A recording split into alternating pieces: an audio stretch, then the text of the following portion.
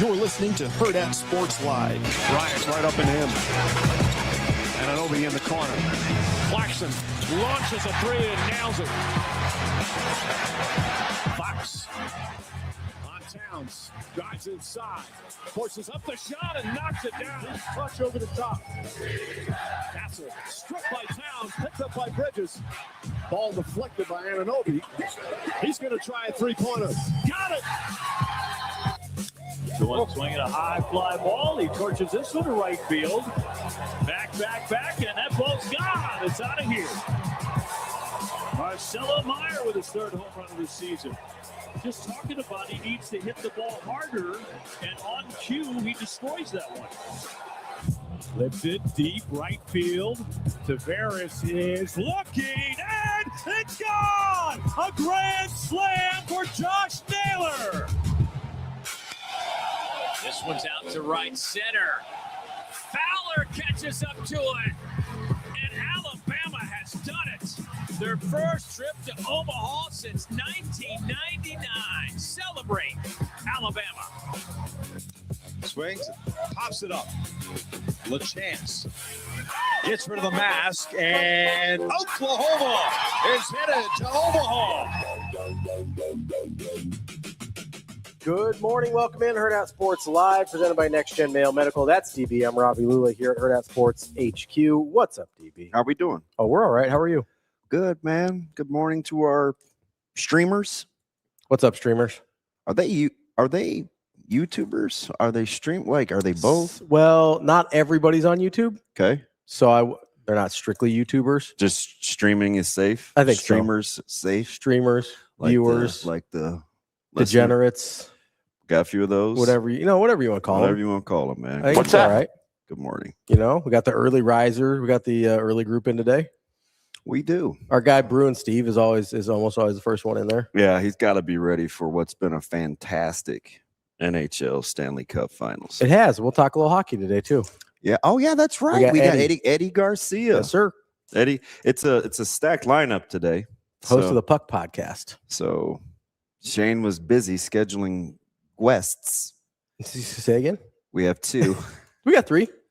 I think we only have two. We got three. We got Troy, the Eddie Troy Garcia. coach, SKYLAR MEADE, and then we've got Chris Level from Red Raider Oh, that's Report right. at 8:30. We slid him in yesterday. We did, yeah, because I don't know if you know this. How objective can he be? Well, I'm kind of curious. That's part of the reason I would have either wanted to talk to him or a national guy, which we maybe can get to later in the week, because I am curious. Permission to treat like a hostile witness. I'm curious how it's going over down there. Yeah.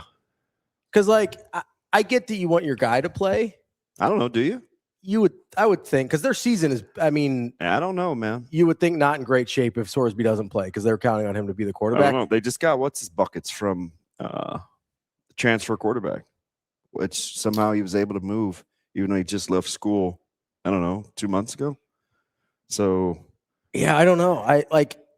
There has to be a part of you, I would think there's a part of the fan base, though, that's like, hey, this isn't great. I don't like this. I don't know.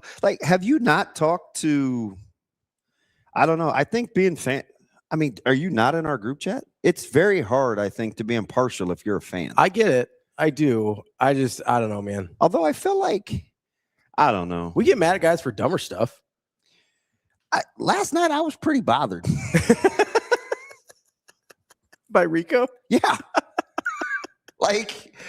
So I was cool. I try to put myself in that situation. I'm like, okay, how would I be? I would either just recuse myself. Yeah, you would shut it down. Or come to my senses. You would shut it down. I wouldn't double down. I think the doubling down was what had me aggravated. It was like, I felt like I was at home and I got the proverbial, give me an example. Yeah. You don't want to do that.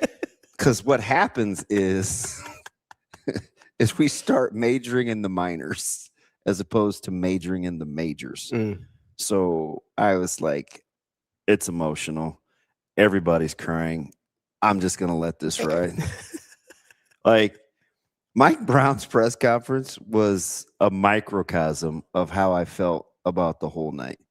Just incessant whining. Yeah. Shut up and play ball. Keep your coaches on the bench. Keep the crybaby facial expressions to a minimum and play ball. Yeah. Like, you're at home. You shot more free throws. You had almost gotten to the 20-some free throw attempt mark before San Antonio got into double digits. Like, relax, man. You're getting your free throws. You're getting your calls. Like, just chill the flip out. Yeah. Now, I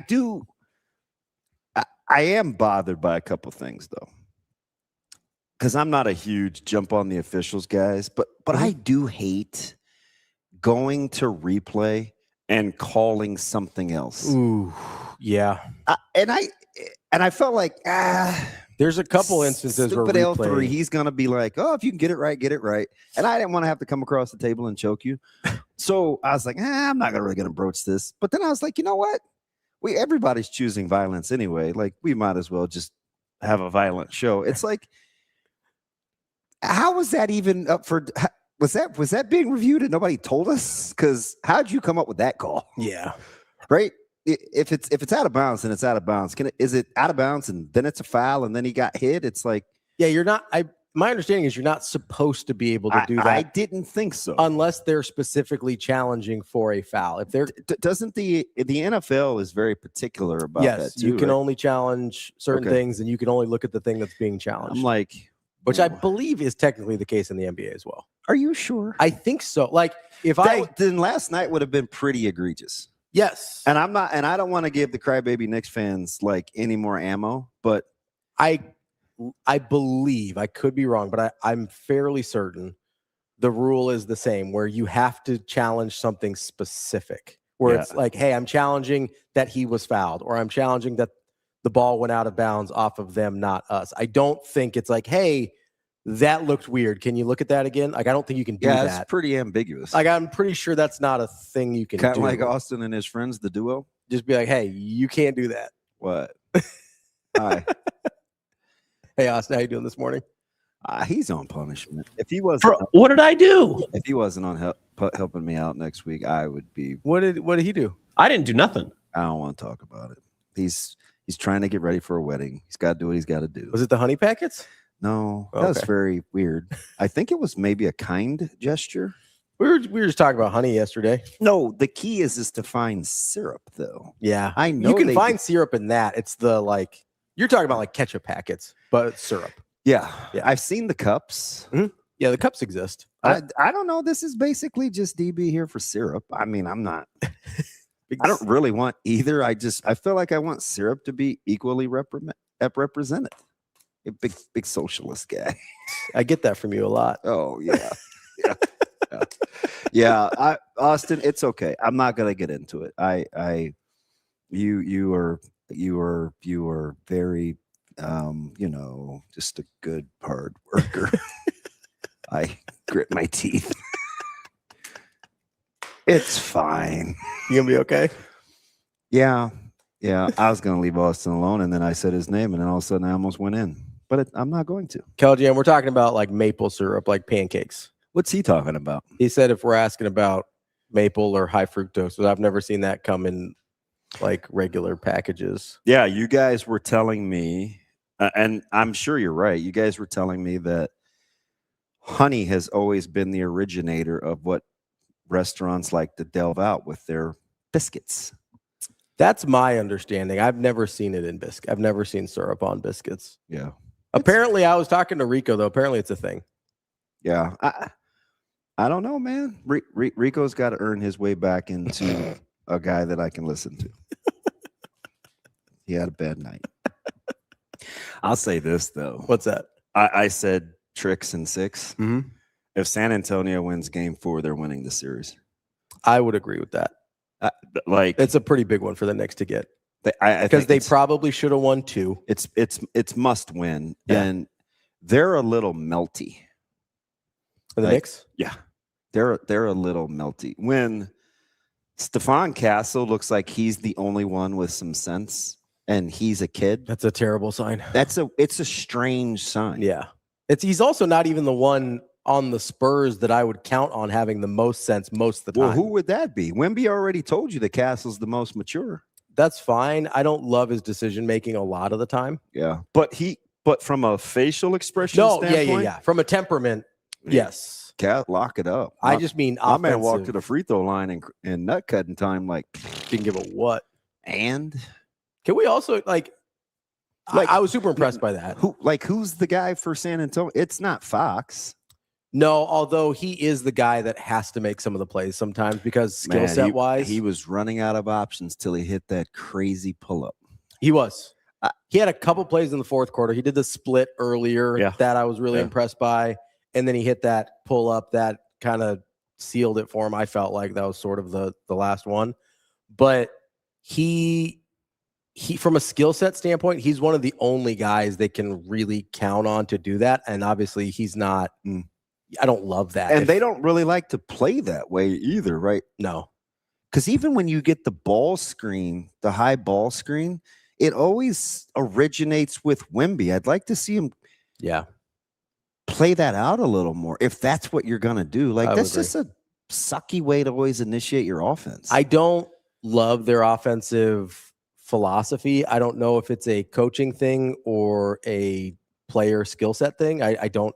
Like, I expect Castle and Harper to look dramatically different in like a year and a half than they do today. I don't know. Will Castle be able to shoot?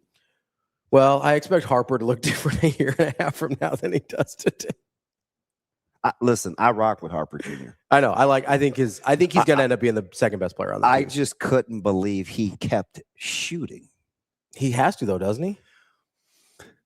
Well, when you do it twice within 30 seconds, that's maybe a little much. That's fair. Without even looking at putting it on the deck, and you've made one. I think the only time that I said anything was, okay, Harp, and that may have been about it. Otherwise, it was, geez, is he going to make one? Yeah. Here he goes again. I think you could attack some closeouts if you're Harper as opposed to just letting that thing fly. So if we're talking like just maturity, like who is it for the Knicks? Brunson? It's got to be, right? Yeah, right. He's the cool, the icy, the big shot maker, kind of stone cold killer. I would. Well, it's got to be. I mean, he whines, but he still bowls for sure. There's just I'm trying to figure out if you're talking about players that actually are going to make a difference on the court. I'm talking about why the Knicks have to win Game 4. That like, who's my tone setter? Like, we got this. It's probably Brunson. It's got to be Brunson, I would think. Right? I do wonder. Certainly not Cat. No, not at all. I was wondering about maybe OG? like OG or Hart.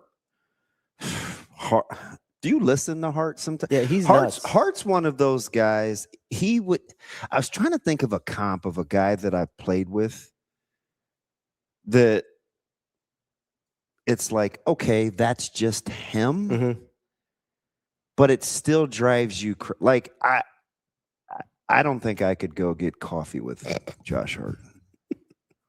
That's fair. I don't like. You go get coffee with Rick Brunson? No. No. I know that dude has been driving you crazy. Well, like, what are we doing?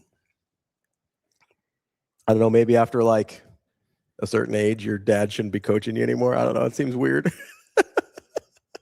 And I've been saying this, so I'm not like going to continue to harp on it because the free world is hip to it too, I think. Yeah.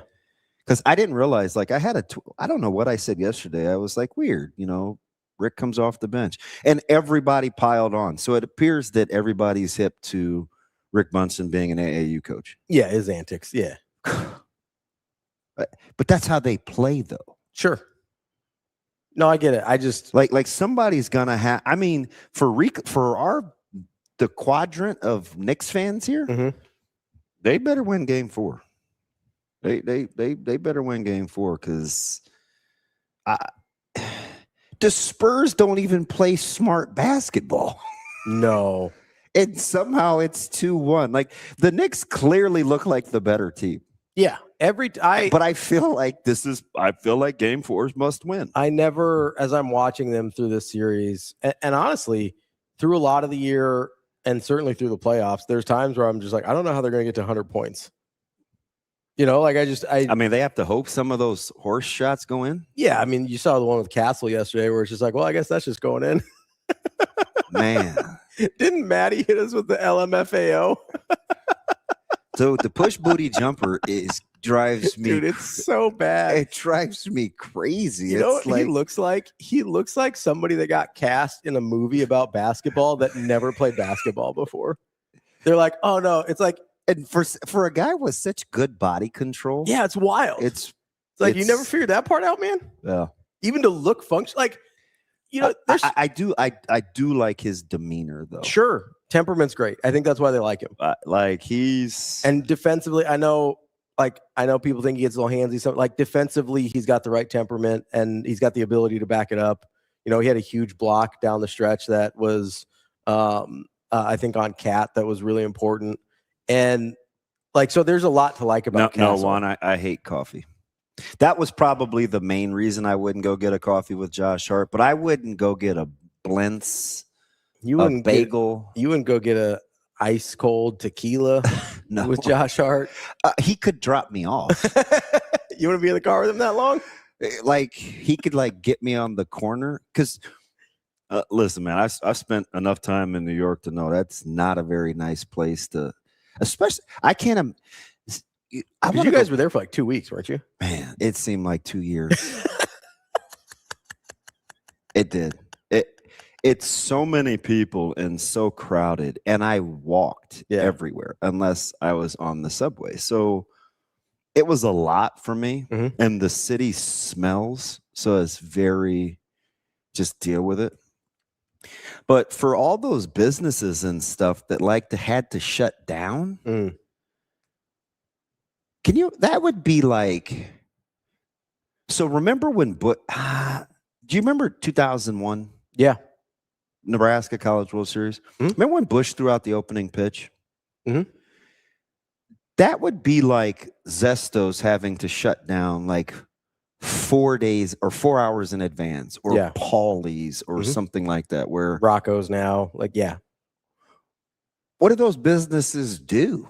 I don't know. Just wait? Because those 4 hours, they ain't going home. No, you can't, right? But those 4 hours, like, especially, like, let's take a call. How much money you making? Well, so that's my point. Like, those 4 hours for a normal, like, that's probably like a week, right? You know what I mean? Like, especially on a game day. Yeah, a game day. During that, like 4 hours at Rocco's on a game day is like a week the rest of the year, I'm sure. I remember our guys at Paulie's, they'd make their nut in a week. Yeah. People didn't realize that place was open all year long. There's 50 other weeks. They'd be like, just wait for the CWS. That's how Zestos was. Dude, that's how you remember the back at Rosenblatt where people would have you pay to park like across the street in their yard? Yeah. I was talking to one of those dudes. He's like, I pay my rent for the whole year. Yeah. This week. So we used one of those lots. This was before I started doing the CWS stuff. So this was probably early 2000s. So pre 05. Okay. And the guys for that week, I'm not kidding you, they'd make like $10K. I'm like, man. And those ones right across the street would charge like $50 a pop. Like they could charge whatever they wanted. That's a lot. Yeah. Especially then. 100%. 10 grand, it will, like, for one of those houses, especially in 03, is paying your rent or mortgage the entire year, maybe a little extra. Yeah. Like you basically live for free because you let people park in your yard 1 week a year. Dude, I'd have to live at my mom's for 4 months to save 10 grand. I know. Like, I mean, we're just doing the math. Like it's wild. Hey, Mom. Hey, you got any room? Dude, I'll be downstairs. After my divorce, I did live with my mom for like 6 months and I didn't save 10 grand. What are those businesses? And you're at the mercy, right? I mean, what are you supposed to do? You have to clear out. Yeah. But what happened to coordinating all where fans couldn't go? It looked pretty Mob Deep to me. I think once everybody got in terms of security and the president and everything, I think they opened some things back up. Like once he was secured in the building. Yeah. So I think they sort of allowed it to be a little bit more free after that. But that was, I don't know. I don't coordinate those types of things. That's too much of logistics. Again, just imagine being in Times Square on Christmas. Like your boy was caught when they did the nativity scene on the building. Mm. It was like, you know, I rock with kipper snacks and sardines, man. I knew exactly how them dead fish found. I was like, I was worried about Zoe. Yeah. No, I was like, this little girl's going to get crushed. And, you know, people that don't look like me, for whatever the reason, when they travel, they love putting giant kids in strollers. Yeah. I mean, knees dragging, knuckles dragging. These dudes are ready to get their driver's license, and they're in strollers. It's like 15 years old. And it's like he has scrapes on his shins. Get him out of the goddamn stroller. like we got a 5 o'clock shadow. He could probably walk. I was like, yeah, I'm not. I don't know how my sister does it. How have you ever considered in a situation like that? Like, have you thought about like the leash or anything like that? No, but I do want to ask, and I think sometimes it's hard to tell because it's a very eclectic city, right? So I can't tell like who's visiting, although you can see tourists, right? You'll see like a cluster of like 12 people and they're all looking up. Like that's usually a dead sign. I won't do the voice. Whoops. Yeah. So anyway, what I was saying was, damn it. Well, you couldn't tell what I was saying, right? Not even on auto replay. I'm sorry. I'm just gonna go ahead and stop. So you got tourists. Yeah. What about the tourists? I can't tell if it's where they're from, where their kids have strollers, or is this just a way to navigate the city? But maybe it buys you a little space. Maybe the stroller is like your lead back, like your fullback, you know? I don't know. You're getting a little lead block with the stroller. Which, by the way, Shane, I thought of you at 2:20 in the morning. Oh, wow. When I had a weird, man. What happened? I'm just telling on myself. My good buddy, Chris Kravanek, right, is trying to do get the house ready, right? So looking at some pavers, doing the deck. I had a mini dream that this dude was sleeping on the edge of the couch because the back door won't lock. So it has a bar, right? And for whatever the reason, in the dream, it's like bits and pieces of what's happening in real life. And the dude was sleeping on the edge of the couch and he was staring at me like this. I was? No, dumb nuts. I'm going to get to you in a second. Okay, good. So I woke up and I was like, oh, golly, that's weird. Hey, quit being weird, man. He just was at my house with this little guy. So I was like, TK, yes, I was like truly traumatized. So I woke up and I was like, oh, fudge. I turn on the TV and lo and behold, what's on? He-Man. Monday Night Football. No, but I did see a huge collection of He-Man stuff at Imaginarium downtown. Oh, yeah. Because this little terror, Zoe, had me looking for Neatos. These little squishy dough things for 2 hours yesterday. I don't even know what those are. Dude, this little girl's going to be the end of me. Dude, I'm downtown walking in like retro stores. Yeah. That doesn't seem like your vibe. Sounds like a pretty good time to me. We spent 50 minutes at Hollywood Candy. Didn't look at one piece of candy. We're looking for like trinkets. You get any gummy bears? I got to tell. So I'm telling 3 stories at once. This little girl asked the dude that works there where the needles are. He says, I'm letting her do it, right? Because I don't know anything about this. Yeah. He's like, yeah, they're in the glass case. You know, they're back. I think we're out. I don't know if we have any. So she stores all the information. And so we walk around and we're looking and she thinks she sees the glass. It's NEEDOHS. And as she'd say, do you need me to spell it for you? Yeah, bro. Like it's out of control. So continue. She couldn't find it. So she goes back again. To the guy? Yeah. So he walks with her. Young kid at Hollywood Candy. So I'm like, oh, this is kind of cool. She's learning to be independent. And she has a $50 bill crammed in her shorts. I said, Zoe, give me that. She said, well, I'm going to need some small bills. I look at the dude. He looks at me. I throw my hands up. I said, hey, piss poor parenting. That's all this is. Just piss poor parenting. So they're doing their thing. And he's talking to her like she's grown. He says, hey, if we don't have any, they have them down. You might want to try Imaginarium. It's over by the school. He's telling an 8-year-old, freshly turned 8, not looking at me like he knows I'm like directionally impaired, obviously, or something, right? Maybe I was whistling. I don't know. So she said, let's try the Imaginarium. No. I said, oh, Imaginarium. So I put it in Waze. Yeah. It takes me to 16th. And it says Imaginarium, but I go up and the door's locked. And she put her little beady face on the glass. I said, I had some wipes though. We got that taken care of. So she looks inside and she's like, I don't think this is it. Where's the scooters? So I said, I don't know. She said, let's go back and ask him. I got time to kill. She's been with me since 10:30. I go back in Hollywood Candy. Why not? Back down to 13th. He said, oh no, it's right around the corner. The scooters is right there on 12th Street. Like we moved. Yeah. Spent another hour in that place. Bought $14 worth of stuff. She folds her bill. She puts them back in her pocket.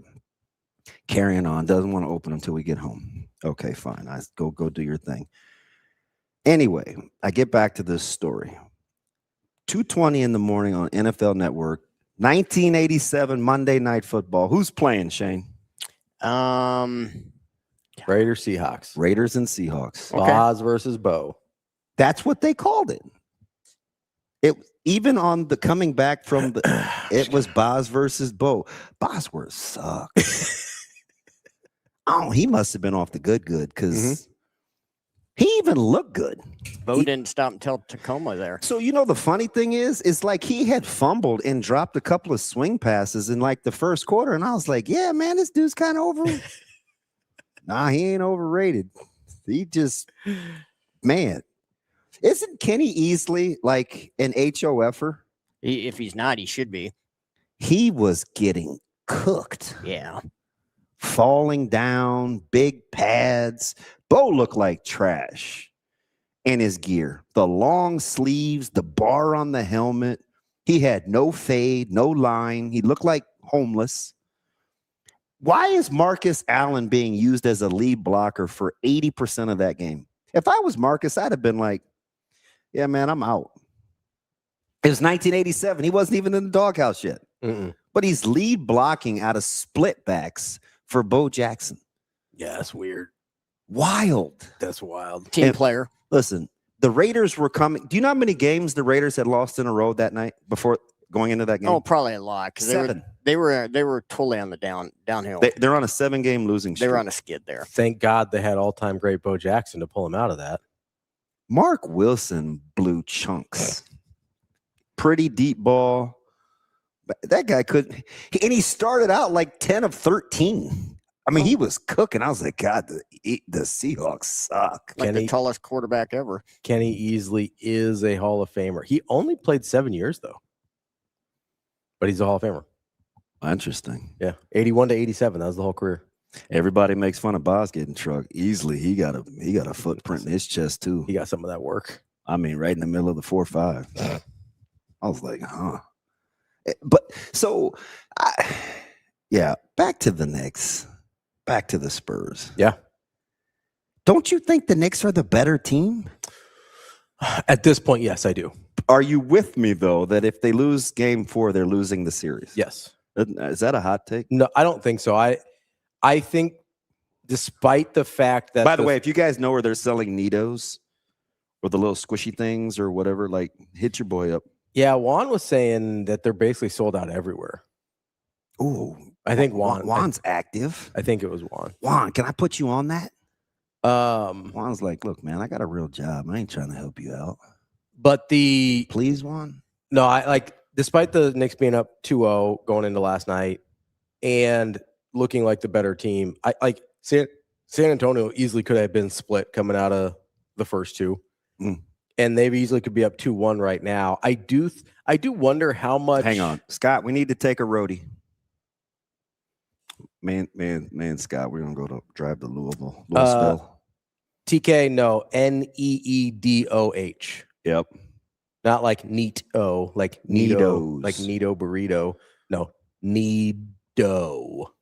Like Play-Doh, but NEE. And we got like these like squishy butter things and these burgers, and it's just a bunch of dumb stuff. She puts them in the freezers, and I hear all this commotion in her room. So I go in there and she's like got Bella on her back with her hands around Bella. And I was like, Zoe, stop choking the dog. And she's like, Bella's getting into my things. And I was like, she's a choker. we're raising her right. Like father, like daughter. Up close and personal. No, I'm kidding. But so I was like, Bella, come on. That dog won't go anywhere near her room right now. Yeah, I wouldn't either. I think she's shaking. Like, all right, crazy. Anywho, I'm you know the first sign of serial killer is hurting animals, right? Like you got to watch out for that one. Yeah, we were play boxing at Hollywood Candy, and I said, Zoe, I said, stop. Like, I said, those hurt, and she said, it helps just get some of the anger out. I'm frustrated. I don't know where these are, and I was like, oh gosh. There is some of that DNA in there. Yeah, you better be careful there. Dude, it was just funny watching her be a little grown up, talk to these people. T-Mac says he texted you about Nitos. Oh, did he? Yeah. My dude. And then we got a little hidden spot. Fatball Jesus says Learning Express at 120th and Center. Oh, that's one of my, so he's back. Fatball Jesus? Yeah. Apparently. Or it might be Jesus. I don't know. He could be Hispanic. Well, Jesus doesn't have to be Hispanic. Almost exclusively, yeah. I don't think that's a hot take. Like I've only heard that spelling of a name in two contexts. One is Christ. Dude, the other is Hispanic. The delivery, though. Almost exclusively. Anyway, I'm on like zero sleep, so it's fine. Well, yeah, you were watching Bo and Boz at 2:20 in the morning. I was just enamored at how this got so much hype, and Seattle sucked, but so did the Raiders.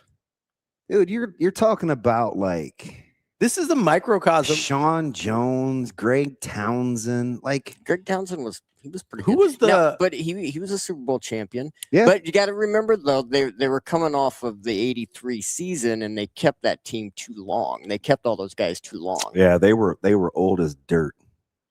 It's basically where the Steelers were at in 82, 83. Although Howie Long looked like he was playing at about 220. Yeah, he was little. He looked lean. Yeah. Was Dave Craig the quarterback? Yeah. For 87 for Seattle? J.L. Williams and Kurt Warner in the backfield. Okay.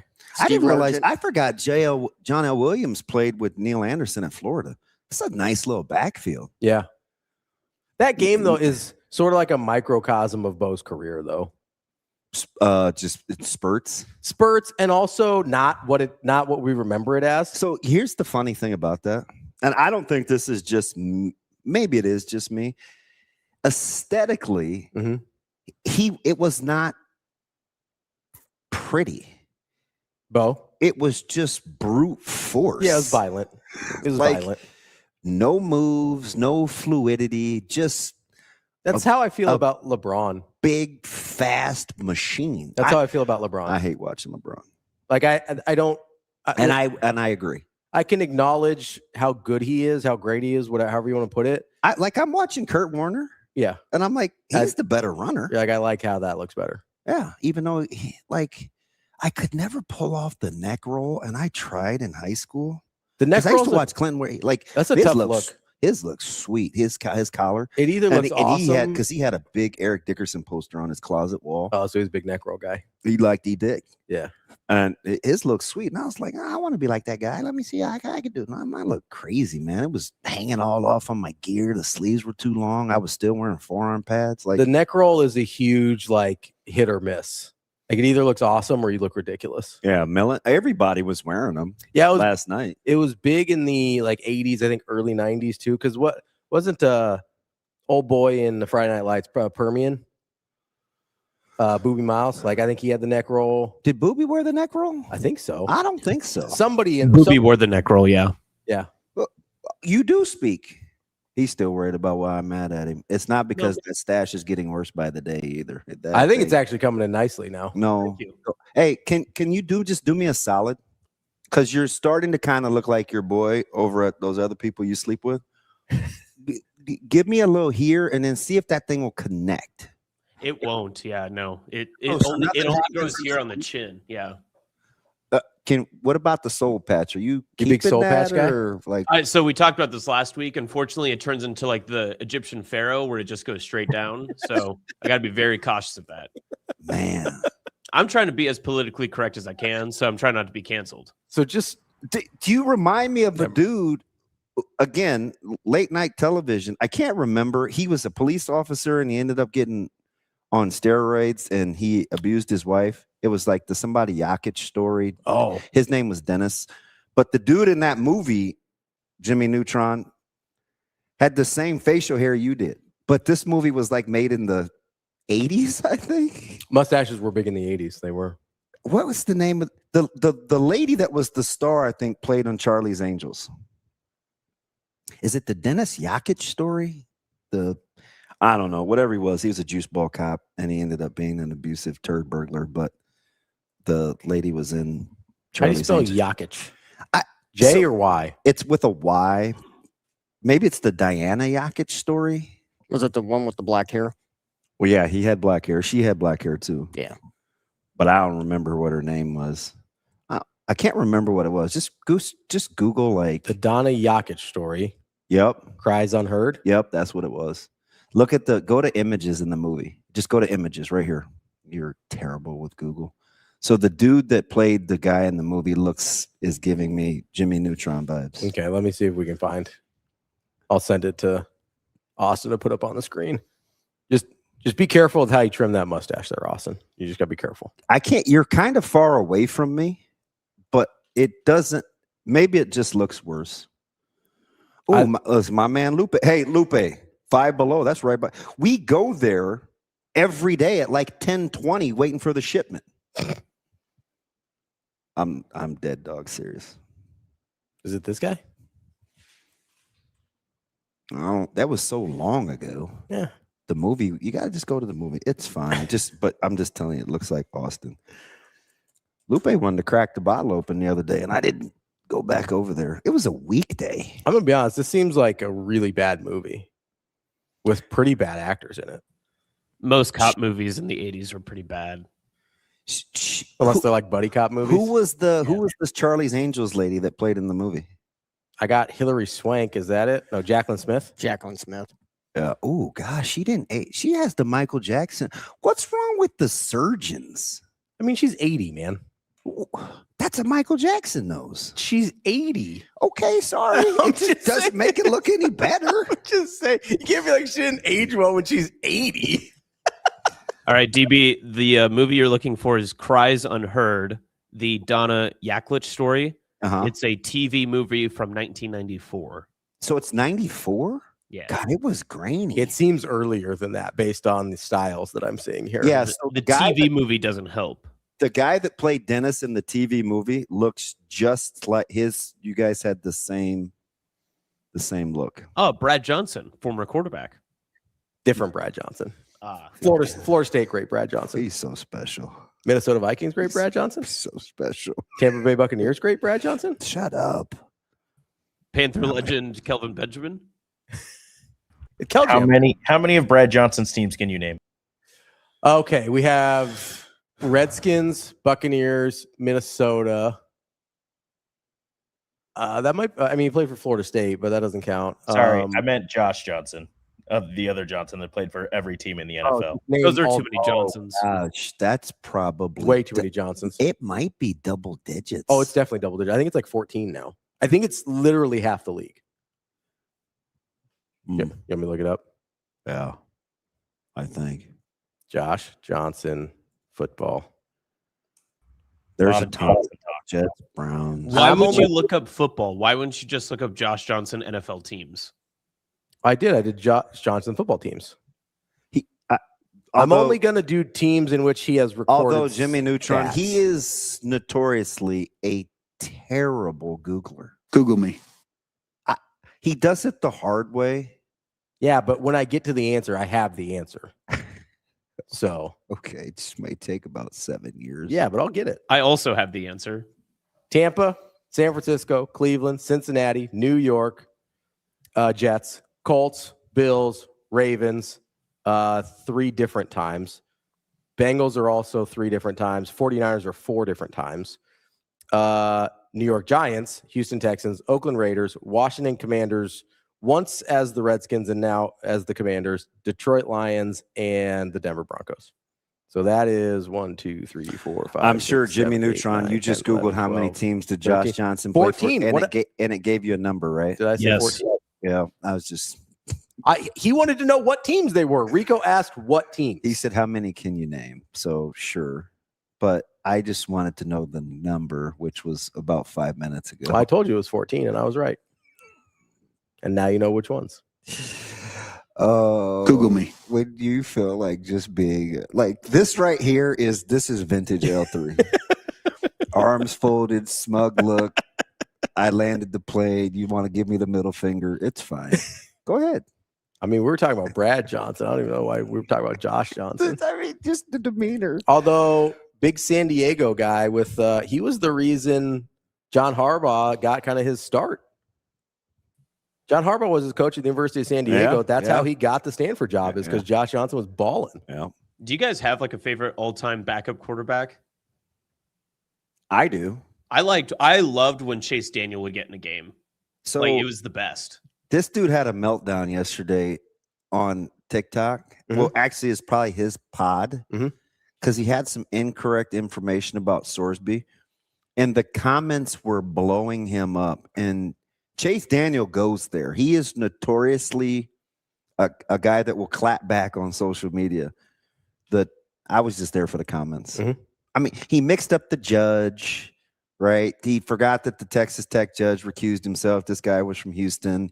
I knew what he was saying. He intimated that the NCAA was powerless, even though he didn't go back and say, look, they're trying to do the right thing. Like, he was getting cooked in the comments. And I was like, Chase isn't going anywhere. He's going to argue with you guys. No, yeah. No, yeah? He's not going to go anywhere. He will. Yeah, Chase. So for me, he ended up being a starter, unfortunately. But I was a big Bubby Brister guy. That's a good one. That's a really good pick. That's a very good pick. I was a big Bubby Brister guy. But again, when those guys have to at some point be your starters, it's that's not, you don't want that. That's not ideal. no. I'm trying to think. By the way, Shane, don't go back and watch any old football games. The gear, it's tough. Really bad. It's tough. Like the sleeves were down to there. Yeah, they're like borderline past the elbow and super baggy. The shoulder pads made everybody look like they were like 300 pounds. Yeah. It was terrible. It's aesthetically is not. And I'll be honest, I'm not a big neck roll guy. I don't love the look. Gotta look at Dickerson though. He looks, or Wilbur Marshall. Wilbur Marshall could wear a neck roll. I'm like aware of what Eric Dickerson looks like, but check out Wilbur Marshall for the Bears. He looked like, and he actually had the good face mask. Wilbur Marshall looked like he just assumed where linebackers are different. I'll allow a linebacker. Hey, doesn't he look certifiable? He looks mean-spirited, is how I would put it. I thought you were gonna say something about him being dark skinned, and I was gonna light you up. No, he looks mean-spirited. He's got, look at that face. He's looking at somebody like, you, what are you doing? Yeah. Doesn't look like somebody I would like to have a disagreement with. Did you watch him play in the 80s? No, I did not. I wasn't born yet. Was he number 58? Yes. Okay. What, Austin, who's your favorite backup quarterback? That was a big sneeze. Bless you. Thank you. Ravi wasn't doing anything, and I'm sitting right next to him. How dare he? Well, I mean, my favorite backup quarterback has to be Brooke Behringer, but he was also a starter. So I thought we were doing NFL here. I didn't know we were. No, I was just stealing that from you because I knew it was going to upset you. Didn't know we were doing that. We talked about NFL quarterbacks this whole time. Actually, no lie though. To be completely transparent, You know why he's so mad because he loves that dude. I know that's why I did that. And you said his name before he did. Are you mad? I thought we were doing NFL quarterbacks here. This dude. I'm thinking like Nick Mullins. I'm out here thinking like Southern Miss great Nick Mullins. Gatekeeping Brooke. I am, yeah. My guy. He's really upset with me right now. He doesn't want to talk about it. I thought No, Robbie, we've done this before though. My favorite Nebraska backup quarterback. Do you remember when we got into a 3-day long text message exchange where you're just trading back and forth backup quarterbacks through the years? Yeah. That was very fun. Big Frankie London guy. I am a Cody Green honk. I stand for Cody Green. Cody Green was at the golf tournament. Was Or he? he's gonna be at the golf tournament. Yeah. On the 23rd. Oh, at Team Jack? Yeah. I loved Cody Green. Like I might be the only person. I don't know. I'm sure he played with those guys as a random connection, but for him to be back, yeah, like he's on the flyer. I'm excited about it. I'm glad. I think I would go up and I would ask for his autograph. I think I might be the only person to do it. Yeah, I would do it in a heartbeat. I asked for a selfie. Cody Green coming out of high school was it was Super a legendary legit. Recruiting deal. Yeah, super legit. He was at Texas, right? Yeah. Big, strong guy. Huge. I was always mad. So this was honestly, this is one of the reasons that I was kind of over Bo. Chuck, Sweet Chuck, I'm a huge Nate Swift guy. Nate Swift was one of the nicest young guys ever. We had a huge, it had to be 14 maybe. Mm-hmm. We were playing Miami. It was a reunion. Would 14, yeah, what would 14 have been? 14 was 20 years after 94. So anyway, that was the whole ice luge with Vers. Yeah. And Nate Swift was there, and he had like a setup. Yeah, like a tailgate setup. Yeah, it was spectacular. And I was like, man, I used to cheer for you. I felt like an old guy. I've heard nothing but good things about Nate Swift. Because it took me forever to like young guys. Mm. You know, like just to be able to appreciate him. Yeah. But then once I grew up, kind of, he was in there early. Yeah. It took me a long time to come around on a lot of good young players. Really? Yeah. I think the first that I liked was maybe Crouch. Mm. Well, it makes sense. Miller North guy. No. No, that famously that wasn't it. Should have been. Halou was early. Yeah. I was a big Roy Halou guy. Ron Kellogg. I love Corey Ross was early. Big pork chop guy. Yes. I loved Brandon Jackson. So Corey Ross' footwork was sensational. Yeah. I used to call him good feet, and then it was baby feet. Because I think he wore like size 4s. He's like, out here calling grown men baby feet. Well, I have a good friend. To his face? That's kind of his nickname. He used to do a lot of cooking for me. We kind of lived in the same. No, he's a grown-up. Yeah. But it's not as fun anymore like, because he had like lap band surgery. So now he's teeny. Yeah. So his feet are like proportional. Yeah. He sometimes is in the stream. Oh, is he? And he has the same Bayamoon. Bayemon. Oh, yeah. I've seen him in there. That guy is baby feet. Now he legit wears like sized. I think he still gets his shoes in the kids section. The cheap kids section. Yeah. Corey Ross' footwork was sensational. No, Corey Ross was a great running back. I was a big Brandon Jackson guy. I appreciated Brandon Jackson a lot. Yeah. Remember when everybody thought B-Jack shouldn't leave school? Was he second round pick, wasn't he? Second or third. Like the B-Jax gets lost. He only started the 1 year. He gets lost in those kind of dark years. B-Jax was nice. He was a Jackson, Mississippi kid, I think. Yeah. I liked Brandon Jackson a lot. Speaking of which, how about Buck's kid committing to K-State? Yeah, what are we doing here? Well, no, that's fine. Nah, it's not. Listen, we get off of Glass Housey. We ain't throwing any stones. We're just going to chill until we see what happens. I got no comments on where former players' kids are going to school. I don't got kids. I can say what I want. Like, it's 2026. Buck left in 99. Yeah. Or 2000. Yeah. Well, I mean, he's older than Purify. Yeah. That's the one that messes people up is Purify. Yeah. Because you're like, he's not that old. That one messes me up. I know. You know I was in college at the same time as Purify. Do you know the cool thing about him? That dude has been like he literally just graduated and has been at work every day. Yeah. This time a week, like Mo, go home.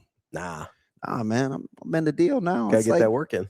But that's the same as he was in high school. Yeah. Dude never missed days. Never. I think he probably missed one practice in his career, maybe. Yeah. The entire time at Westside? Yeah. Yeah. Just constantly practicing. But anyway, Ross, so the young guys, it took me a little bit. Yeah. Swift is up there. And then it was fine. Were you a Western Camp guy? Yes. I connected with him over Team Jack. Oh, yeah. And his parents were really good to me. And so whatever year I emceed that event, like I was all in on Wisty. He's in the.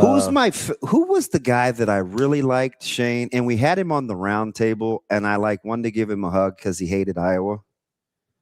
Wide receiver, super tough. Yeah. White guy or black guy? He's white. Brandon Riley? Yep. That's my dude. Big B Riles guy. He didn't like anybody. Competitive, mean-spirited. I'm like, I could rock with Brandon. I could rock with B Riles. You know who's the exact opposite? I mean, he's not about the competitive, but not mean-spirited at all. Who? Our guy, Brandon Kinney. Oh, yeah. Super good-natured. You should have heard him coaching the other day. So enthusiastic and loud, and he coaches his earls off. Yeah. I was like, dang, B Kenny. I was like, I need to get super good-natured though. I need to. Oh man, got the 2-hand back pat love hug. Yeah, we embraced. It was kind of that weird. Dude a lot. I've met him I've only interacted with him 4 times. I like him a lot. Yeah, super dude. Good dude. Super dude. So I'm into the young guys now, except for Jimmy Neutron. He's not. I mean, listen, he's not college age anymore. No, I know. And plus, once you get married, all bets are off. I'm gonna treat you like you get a little grace because you're a pup. But once you say I do, all bets are off. I'm just gonna be a jerk. Oh dang! I thought our relationship was strictly cordial from here, so that's on me. What'd I say, KJ? What'd I say? I don't remember. Yeah, whatever they're saying, I did not catch, so it must not have been that obvious. Yeah, I didn't. I didn't know KJ was a cusser either. Oh, Keljam? Yeah. Oh, yeah. Have you not seen him in Discord? Well, he says the F. Yeah, you're right. I didn't know he was a cusser. He just says the F word all the time. Yeah. Yeah. I forgot. My first introduction to him, I think, was him jumping me over vacuum sealing. Yeah, I was vacuum sealing the corn dogs. Yeah. Where he's like, why would you need to do that? I was like, why is this guy yelling at me? I had no idea. But I mean, because Kobe was the original bomb dropper. Oh, and then everybody kind of made it fashionable. Well, I think Rico's giving him the freedom now that he drops an F-bomb once a week. Rico was slow to come around. Now, he's since stepped on the gas. But, I'm going way back to the sports bar days. Rico wasn't like that. No, I think he got more comfortable after he spent some time off of radio. He's like, oh, I can do whatever I want. Remember the first F word he dropped? I was like, I got 2 of those a week in me. And you were like, I think it's more than that. Yeah. We all remember the first time we cussed on the show. He dropped one the other day. I don't remember the first time I cussed on the show. I guess most of us remember the first time we cussed on the show. Ravi? I can't remember. Everyone remembers their first time. I remember the first time you dropped a real swear word on me. I was mad about something. You were mad about the transfer portal window. Oh, yeah. And I said, I don't give an SHIT. Yeah. Yeah. And I was like, where did that come from? Dude, you got so mad about that. I was so confused. I was like, what's happening right now? You were trying to pin me down to a window. Well, and I was like, anything but the one that it is now. I don't give a bleep if it's this, or this. It can't be this. Yeah. And Sasha was like, whoa, that was the text. And I was like, nah, I'm good. I thought you had a stronger opinion than that. And so I was confused why you weren't just saying it. Yeah. And so I was kind of trying to push you to give an answer. And then you were just like, I don't give a bleep. I was like, oh, okay. I'm weird. You should just ask my therapist. Kobe. I don't even know why I said that. You told me 10 minutes later, you're like, I don't know why that made me so mad. Yeah. I mean, you ate it immediately. You're like, I don't know why that made me so mad. Yeah. I don't know. I've gotten much better with not just doing that. Yeah. It's definitely, it's embarrassing. Like sometimes I just lose my mind and it's only for a second and then I'm fine. Yeah. Speaking of losing our minds, DB, we good? Yeah. We're good. Suave, you're always going to be good with me. I just felt like last night was just too, I had to get out. It was just, it was too emotional for me to even joke. And I'm No, you're good. I was not in a good place during that game. Yeah. I was getting upset. It was like, yeah, we could tell. Oh, I know. I don't know if you're like, thought you know how, listen, this is funny because nobody's in this group text except for us. When Austin doesn't pile on, yeah, he knows his boy is mad. Yeah. Like it was probably all you could do to have any self-control. Yeah. Right? Because I threw one in because he was like, oh, Wemby's like a B or whatever. And I was like, no, he's French. And then Rico went off and I was like, oh, whoa. And you didn't say nary a thing after that. I was like, yeah, even AJ knows this is dicey. You said one more because I called Brunson, or I said people call Brunson or SGA the Canadian Brunson. And you go, I've heard this too. And then you didn't say a word after that.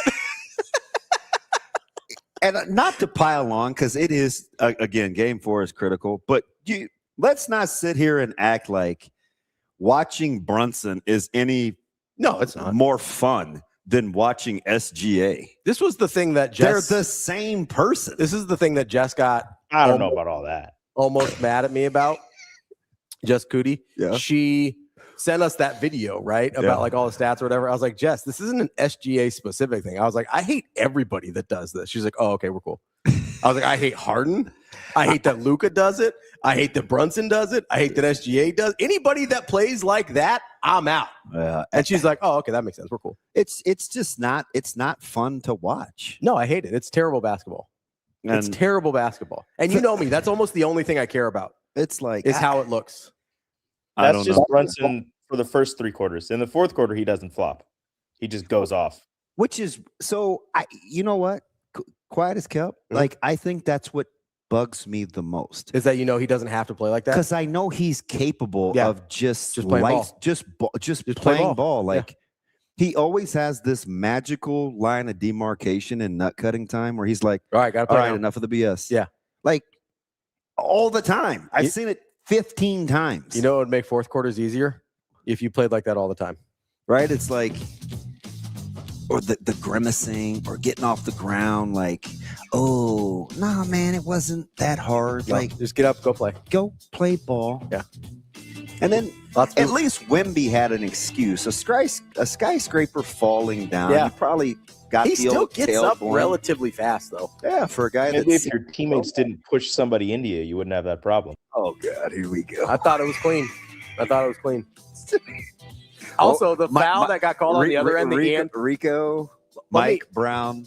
Let me reenact the foul that Brunson. So you're standing there. Yeah. I believe it was Castle or Vassell, and I'm dribbling. You're standing there. You haven't moved this entire time. Yeah. This is Brunson.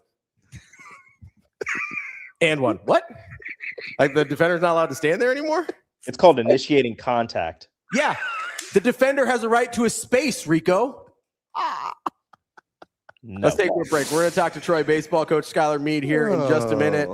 The Troy Trojans are headed to Omaha for their first trip to the College World Series. Omaha, the College World Series.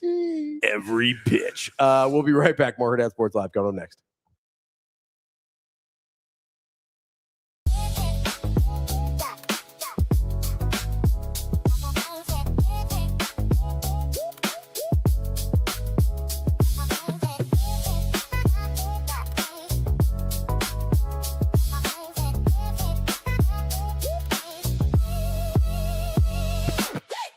Anything is possible. You see a program that was nearly disbanded to being one of the best programs in the nation. There's a lot of good schools. There's a lot of support. There's a lot of great players. We didn't do it because all of a sudden, miraculously, we have the most talented 40 players. We have really good players and a lot of talent, but there's something more to that, right? So there's culture and there's work and there's belief, and what this team has done has gone and outworked people for the last decade. And so you're starting to see some of the fruits of that labor show up. But that's essentially how I would see it.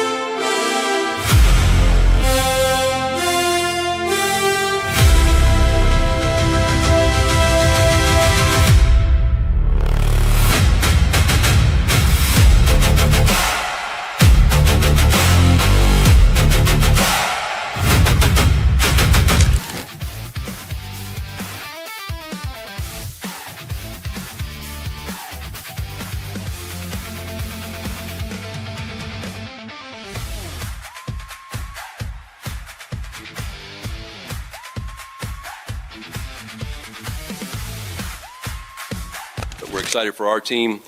Two people I'd like to mention before we start is Scott Wilson, great Texas fan that means a lot to everybody in this program over decades and was a very dear friend to me, and I certainly wish he was here to see it.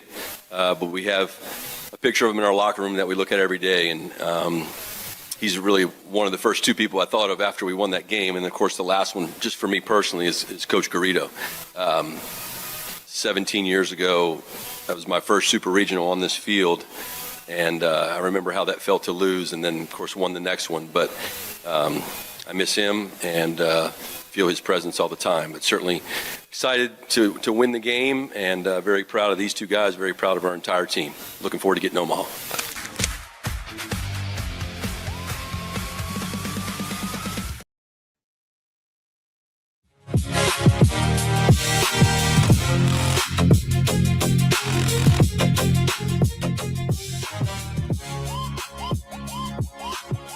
You're listening to Hurrdat Sports Live. Smashed up the middle base here. Paiseki scores. Here comes Pine. He will score. Two national tournaments, close a couple other times. Ground ball, could do it. To second for one. To first, double play. Look out, Omaha. Here comes Troy. Welcome back, Hurrdat Sports Live, presented by Next Gen Male Medical. That's DB. I'm Ravi Lulla here at Hurrdat Sports HQ. We are joined now by the head coach of Troy baseball, Coach Meade. How are we doing this morning, fellas? That I'm trying not to watch it anymore, but that audio in the back of old Madvick and old Cormier got me going again. So I don't need any more caffeine this morning. We're ready to roll. Oh, it's so much fun. There's just history. And now that it's baseball, the Detroit, Nebraska correlation, the upset 10 years ago in football, the basketball thing, it is so cool to watch. I used to be a huge Neil Brown fan, and I coached a guy from Omaha North when I was coaching it. It ended up going to Detroit. But I say all that to say it's Omaha. I've said this forever. It's arguably the most difficult of the collegiate sports to win a national title. The setup with the regionals and then the supers and then the depth, man. Like, just start with your team's resolve, right? 38 and 30, like all the data's out there. You're not supposed to be here, except nobody told you guys. Like, you got to walk me through when you felt like this was going to be a thing. Well, I'll give it to you a little bit. I knew when we talked about it in August 11 was our first meeting. I've referred to it many times. Like, I knew our team was insanely talented. Everyone knew that. Our players knew it. There was things in the fall that you go, okay, this is real. I reference back to like, and fall games don't matter, but you asked a question, so I'm giving you a real answer. Like, we played a fall game against Kennesaw State. We drove over at like 5 a.m. Like, these fall games they don't mean anything, but they can show you things.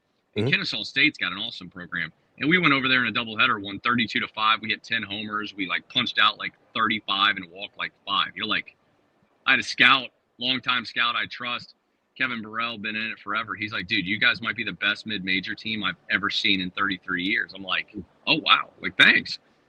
But guess what? Things go on. Like, you get to the winter break, things don't go as well. Maybe some guys come back not as confident or as prepared. And then you got in our schedule. And, I know it's been talked about often, but we played ended up playing the number 1 non-con schedule in the country, the 6th toughest overall. Like, that's never even been done at the non-P4 level.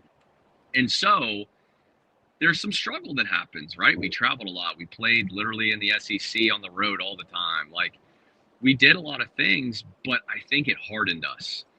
And I'm not going to profess to say maybe on a random April 23rd day, I'm like, yeah, we're going to go to Omaha. Like, I'm not sitting here, but that's also not how our brains operate. We're very process oriented and being great on that given day. Now, I will tell you, as that regional was going, you could feel it, right? You could feel our guys have gotten to a different zone. Our guys are killers, man.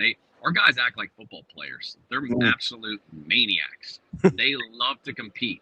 They are out of their mind, but they found what their sweet spot is competitively. And of course, what we've done the last 6 games, we've been our very best. And we set everything up this year with the mindset of let's be our best in May. And if we're our best in May, then we earn the right for June. And to be honest with you, nobody's earned the right for June more than us. Coach, you kind of weave some things together there that I wanted to talk about. You talked about the tough non-con and how it hardened you guys. You talked about the regional and the competitiveness. When you're in it in that moment and you lose game 1 of the regional and you realize early that you've got a long path to get to where you want to go, how did those earlier season matchups help you in that moment, and B, just sort of the temperament of your team? Because a lot of times you lose that first one, you're like, oh God, we got an uphill battle. I'll tell you, I was doing a thing earlier. I'll tell you exactly what I told our players, and I'll tell people till I'm blue in the face because it's the 100% truth. We got on that bus. Now listen, we did not get back to the hotel till 2:42 a.m. after that Miami loss, which was a tough loss. It was a heck of a game. What a great program, but we lose, okay? And we got to play Ryder, who's got a heck of a team. So we're sitting on the bus. We do our scouting reports on the bus, just kind of a way to like hone in and be locked in. And so I told the guys, I said, hey, look, man, I know everybody's tired. It's like 9:40 in the morning. Everybody's spent. I get it. But there are 308 Division I teams. There are 244 teams in the country that would absolutely die to be in the position you are. Oh, we're a little tired. Oh, we hate that we lost a tough game. Like, no, you're going to fight your butt off today. And you're going to do it for Troy. You're going to do it for yourself. You're going to do it because it's what you're supposed to do. It is the choice that you have, but it's the only choice. And if you do that, you'll earn the right for Sunday. And if you earn the right for Sunday, you have no idea what our team can do because there's nothing we can't accomplish. And I tell you what, those guys went out there and did it, and they played with great energy that Saturday. And we did what we did, beat Miami and then Florida that evening on Sunday. And obviously our finest hour at that point in time was the 10-2 victory over obviously one of the greatest programs in all of the land in Florida in front of about 7,000 people. Yeah, it's fascinating. This people always talk to me.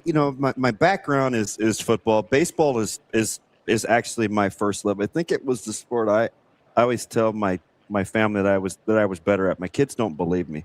I go back to your program early, right? You have guys like Shane Lewis. You had Brooks Bryan. You've had some fellas been ranked in the top 25. At what point in a sport like this, like baseball, where it is very process oriented, that you knew you had something you could build on because of the early success of the program? Well, I kind of have what some would deem delusional beliefs. So I've kind of believed this from the beginning. I do appreciate that there's some video evidence of that going around of what we said we would do 5 years ago. And I don't say that, I kid you not. I know you guys don't know me well, but I don't say that egotistically. I just really believe this is what we were going to do. And it was mandated if you are one of our coaches, staff, or you're in our program, you will believe that this is going to happen. No, it's not going to happen the first day you want or the first year you want or the second year, but we've believed this from the jump. This has been the absolute vision. So I'm not surprised. Am I, if you go, well, did you think that at 2:40 in the morning after you lost to Miami and, you're okay. Yeah. Like that's a fair thing to question. We all question things, particularly in the sport of baseball, but we knew we could get great players here. You bring up Shane Lewis, like what a great story. Yeah. Like Shane Lewis, goes to Mississippi State, goes JUCO, comes to us and has probably the greatest 2-month heater certainly in our program's history, but it was an all-time heater that he was on. And it's like, we feel like our culture is going to allow guys to be their very best. And that doesn't mean that you end up in Omaha because it's so hard, as you guys alluded to. It's the hardest. But I will say we're going to have enough talent every year. Look, I'm a huge hoops guy. I'm from Louisville, Kentucky. So like we live and die with hoops. And I say this all the time. What I appreciate about the basketball coaches, right, in the world and their teams, okay, the Tom Izzos, Patino, Self, Jay Wright, whatever. No matter what goes on during their season, you always get there in March and you go, hey, man, like they got a chance. And my goal has always been, can we be a program that every year when it hits May, we're in the fight? Now, what happens? I don't know, right? Like fate will take over, some luck slides in. I get it's really hard. But I just want to be in the fight come every May. And how do you do that? You have a great culture, you have great players, you understand what it is that your identity is. And we're not going to lose focus of that. And I think all 5 years we've done that. Guess what? Some things have worked out good. Some have worked out great. Some have worked out bad. Some have worked out to the greatest level in the history of the program. I don't know what's going to happen next. I know this. Our guys aren't going to stop pushing forward and being the killers that they are when we get to compete on Friday. I do know that because our belief is through the roof. Coach, you mentioned kind of being a delusional belief type person. And speaking as someone else who puts themselves in that category as well, he knows. Yeah, that's how we got here. I find it fascinating to kind of dig into people and their decision making when they think that way, right? So as you're deciding to come to Troy, was it a thing where you looked at the program and said, hey, based on what they do here, what they care about here, I think this is a good spot? Or was it more, hey, I believe in what I do and what we do. I think this can work anywhere. Before I answer, I mean this 100%. I love it. That's like such a great question. That is such a great. So it was a combo, but here's why. Brent Jones, who was the athletic director that hired me, he was the one that, every day for 2 weeks we talked. We had met up one time in Atlanta for 4 hours after I was recruiting late into the night. And he explained his vision.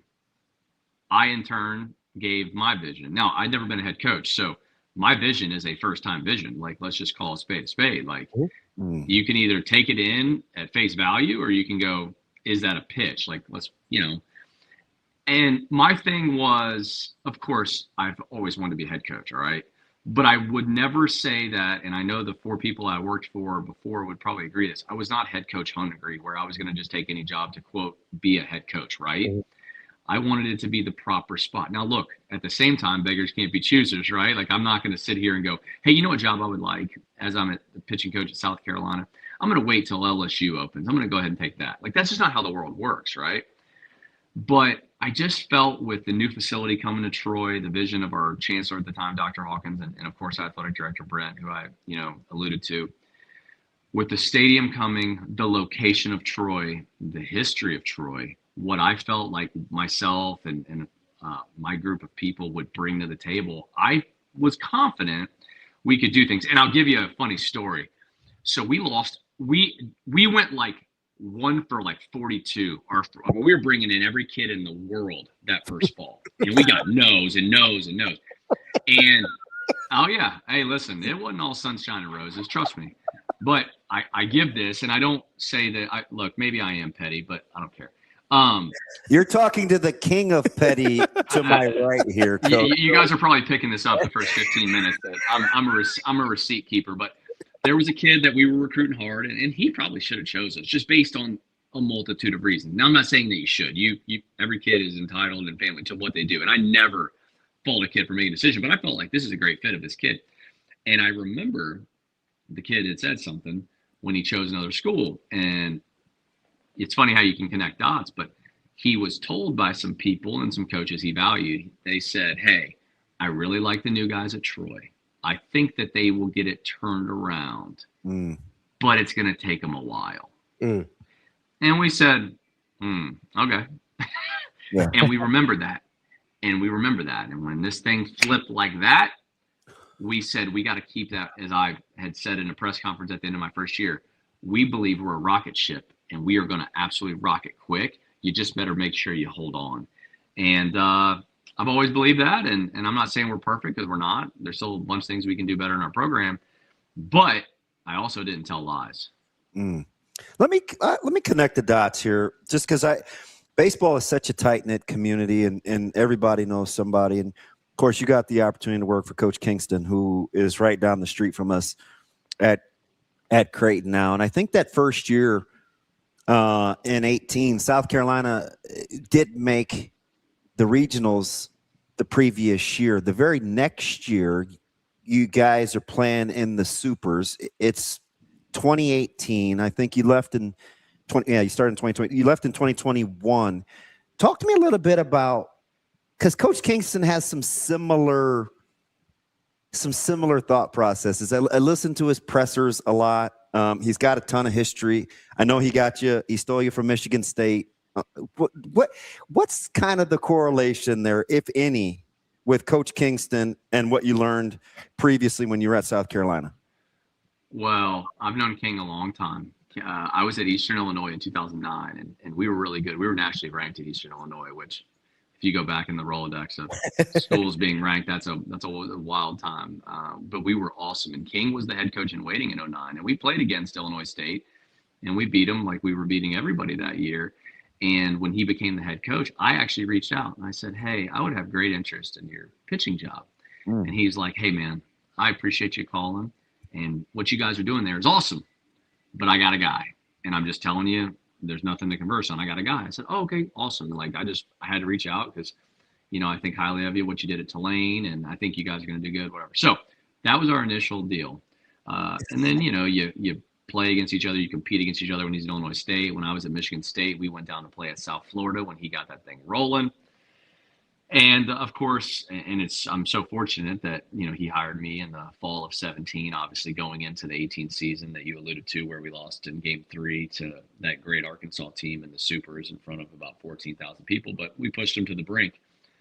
But what I will tell you is you learn stuff from everybody you work for, whether you even know it at the time. And I've always, listen, I've been a Mark Kingston fan for a long time, not because I worked for him. That's a thing that I tell people, like, I followed how King was with everything long before I was working with him.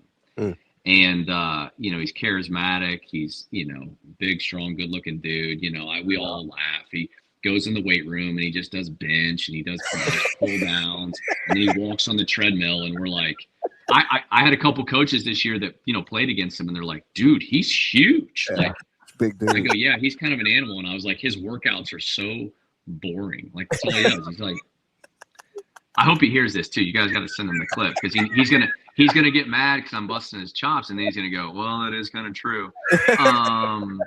But no, look, him and Coach Current. I mean, Coach Current became he and our family. I mean, my kid literally goes to sleep last night so excited to see Coach Current's daughter. He hasn't seen in 5 years when we're out there in Omaha. So, Billy Mole, like, our connections with King and his people have been very long standing.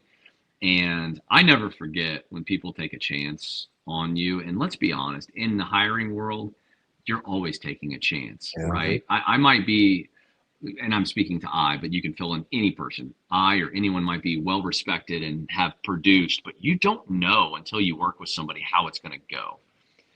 That is just a fact of life. But what I will say is, I appreciate King, but I've appreciated King for a long time before he, quote unquote, signed my checks. And it's gonna be really cool to see him. he sent me some really nice messages over the last couple days. And yeah, I mean, it sounds a little hokey, but I hope he's really proud of what we're doing, because I'll say this on the air. This is kind of crazy, but as you can tell, I'm an open book. One thing about King that I always wanted to do, just from the moment I met him a long time ago, I wanted to impress him. I don't know why that is, probably because I think highly of him. And I guess one of the things that I hope with us going out there is he can go, yeah, all right, you impressed me a little bit. Let me ask you something. This is fascinating. This goes back to kind of the degree of difficulty that I think it is to win a championship. Just the sport of baseball, right? You're on offense. You don't have the ball. I talk about this all the time. Just it's the most difficult of the true skill team sports. And Creighton Sports Information Director Rob Anderson, he's fantastic. Does a lot with hoops, but during the CWS he's like the hub of information. He's tweeting out, 23 of the 24 teams are new the last 3 years. All the data on just how difficult it is to get to Omaha. The scholarship limits have increased for some, going from 11.3 to or 11.7 to what your school can afford. Basically, it's changed. It's hard to get here. What, if any, have you noticed are the differences and how you need to construct and build rosters and kind of this new fluid era of college baseball where if you have it, you can spend it. But philosophically, it seems like it's some new things to navigate. What's that been like as you've learned the process? I'll steal a phrase from Nolan Kane, the recruiting coordinator, third base coach for Texas, who obviously will be out here. He says in this era, no matter how many good portal guys you can get, you still have to have studs that are from the high school ranks. And the reason you have to have that is you need the guy who is the known commodity at your school that is the superstar, that the next portal kid says, oh, I can go fit there. I can go be a star there. But that's because I'm walking into other dudes. Portal guys don't say, hey, me and 7 other of the greatest buddies are jumping on this train just because. They do it because there's other great players there. Paul Skeens goes to LSU, but Dylan Cruz is already there, right? And look, for us, it's why we've still made sure to recruit great. Look at our core sophomores who, Noah Thigpen, Jimmy, and Cody Markham. Like, those guys are all true sophomores. And, we had the kid who got the last out on Friday in game 1 of the Super, freshman. Same thing in the regional, the first Florida game, freshman, the Rider game, freshman. We have to have the ability for people to go, now listen, they got Brooks Bryan, he's Team USA, da-da-da-da-da. I want to play with that guy. That, to me, you still have to do. And if you just only transfer it, I think it can be very hard to be repeatably good. Now, can it connect for 1 year? Heck yeah, it can. But to be a program, which we strive to do, I think you got to make sure that you have those internal in-house guys. Doesn't mean you have to have 30 of them, but you got to have some. Such personality. Watch you guys play. Now listening to you and the authenticity, your team has a lot of your personality. At least, like they don't blank. Pre-battle tested. Very dismissive of like what people say about you can just tell your team has your confidence. At what point is that supersede the fact that it is Omaha? And we've seen some teams that have kind of some of these success stories where it doesn't translate once they get to Omaha. Like, what is it that you think is the ultimate trump card and why you can have some success here? Well, I will say you don't know till you know. If I see us practice tomorrow night at the high school practice and that, or Thursday, and we can't catch a ground ball and we look like a mess, then I'll be like, whoa, we might be in trouble. I'll give you guys like the heads up, like, hey, don't turn on the TV, boys. It's going to look ugly. I doubt that's going to happen with our guys, but I think, to me, obviously I'm not saying we have a trump card because the other 7 teams are all amazing, okay? But what I would say is and you hit it, and I really appreciate you saying it. How we believe and how we talk, we are genuine, and it's not a braggadocious. It is not like we're holier than thou. No, we really believe it. Now, we could lose like anyone, but what I'm telling you guys on here in the last 25 minutes, like, I believe that wholeheartedly. Like, I'm not blinking, because I believe it, and our players are that same way. And I said to our guys yesterday, listen, sometimes I'm the one that has the mic in front, and so I'm perpetuating what you guys are. Like, I'm the conduit to that, right? Like, you can't go, like, there's not enough time in the day. You can't go interview our 33 players. Like, okay? So I understand my responsibility is to continue to perpetuate what we are, but that image and that confidence is not fake. And so we will be as prepared as we can be. Does that mean that you go out and you play your best game Friday? No, it does not mean that. But I know that we will be in the best headspace, we'll be in the best physical space, and we're definitely going to walk in there and be exactly who we are. That I can tell you. You know, like, we'll do. Blake Cobble's not going to, he's not going to shut up talking to the umpire and the first base coach at first, because he loves to talk. Josh Pine's going to be competitive as can be. I'm going to try to probably dive for a foul ball, because I like to run around and catch foul balls at third base. Like, Coach Wolgamont's probably going to get angry at something. Like, we're all going to be who we are. And I mean, I'm not life lesson guy, but if you can be exactly who you are every day, don't you think that makes life pretty easy? Yeah, it's so fascinating, and we see it. We talk about this a lot with like World Championship baseball and styles of play and protocol and demeanor. Baseball players historically are, them in hockey, very, very superstitious. They like protocol, but this game has changed so much with these big personalities, right? I see, Texas do their best Juan Soto, Nomar Garciaparra before they get in the batter's box, and George is constantly chirping. You guys, very demonstrative in terms of how you believe. Have you seen the game take on more of a personality of its own? It used to kind of be this staunch kind of old guy's game. It is far from that in 2026. I have, and parts of it I don't like, but what I would say, and I can only speak to us, I control one program. I do not listen, and listen, we get hit with like 18 million sportsmanship things in the NCAA tournament. Our guys are all about our guys, all right? We're about the boys, all right? Like, I'm not telling you we haven't had a moment where a guy doesn't yell something back at another team, okay? No one's perfect. But what I will tell you is, the moment that our guys are saying something, there's like 4 coaches that are like crazed dogs yelling at them to stop. And I believe respecting the game still matters. I do think that obviously the world of baseball is, I think I call it the social media effect. It's like, what can I do that's going to get kind of crazy on there? I'm not saying I love all of that, but I will say personality does matter, right?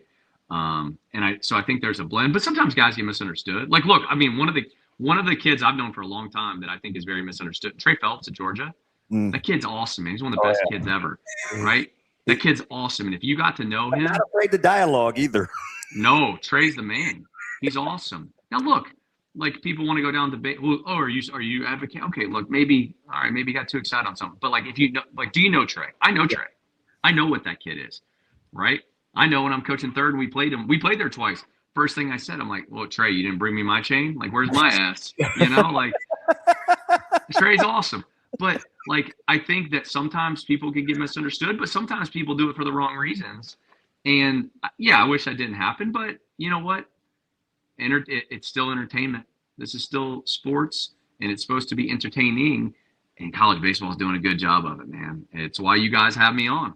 One of the things that I've seen, and I love it, and the ballpark plays differently, obvious, than a lot of the smaller ballparks, but athleticism has changed dramatically in the last 5-6 years. Just, going first to third and home to second, and the corner outfielders can now run, and these big, strong guys. I looked at Oregon up close playing Nebraska or Ole Miss, like just big baseball teams. Has your recruiting profile changed over time to match how the game's athleticism has grown too? Yeah, you got to be a beast. You got to throw hard. You got to hit the ball hard. And you got to look the part when you get off the bus. No, I mean, I don't think that's changing. That's what the best do. We strive to be the best. So, that's why we lift all the time. We're about to lift here in a minute. I may have to hop off with you guys because we're about to go get yoked. It's a good-looking baseball team. Yeah. No, listen, you're not going to go, look at these dweebs. These dudes are absolute psychos. It doesn't mean that they're not going to swing and miss at a breaking ball on Friday, but they're going to look the part in that uniform, I mean, but I think that's a piece of the puzzle, and guess what? You can't be confident if you don't do it. We work out and cut off t-shirts. Why do we do that? Because I want our guys the ones that look good, I want them to feel confident. And the ones that don't look the part, I want them to see what they need to work on. And that we've done that since day one. And that's part of the culture that we have, and our guys are bought into that. And, that's not going to change. But listen, all those teams in Omaha, they got strong dudes. Now, I will tell you, those Oregon uniforms make those dudes look really good. That I don't disagree with. My wife said, and I will have to go to this workout, boys, so I do have to. Oh, you got it. My wife says, "You like those uniforms?" I was like, "They're bright and everybody looks yoked." I do. Okay? So it won't take long. You're going to be a favorite. Our listeners, our streamers, everybody's in on Troy, man. The authenticity is fantastic, Coach. Yeah, Coach, we appreciate it. Yeah, you guys are awesome. Anything you ever need, please do not hesitate. And you enjoy, and it'll be a lot of fun out there. And go Trojans. Best wishes, Coach. Coach, good luck. Thanks, guys. That was awesome. That is Troy head baseball coach SKYLAR MEADE. I'll be honest, when we have these, we have no idea what we're getting with these guys. No. Phenomenal. You could tell they play exactly how he talks. I'd talk to that guy every week. He's phenomenal. Yeah. Let's get him back next week. If my man said dweebs and yoked. Let's hope Troy stays around so we can talk to Coach MEADE again. That was fantastic. Coming up next, we're gonna talk to Chris Level. He is the publisher of Red Raider Report, and we'll talk to him about the Brendan Sorsby situation coming up next year on Hurrdat Sports Live.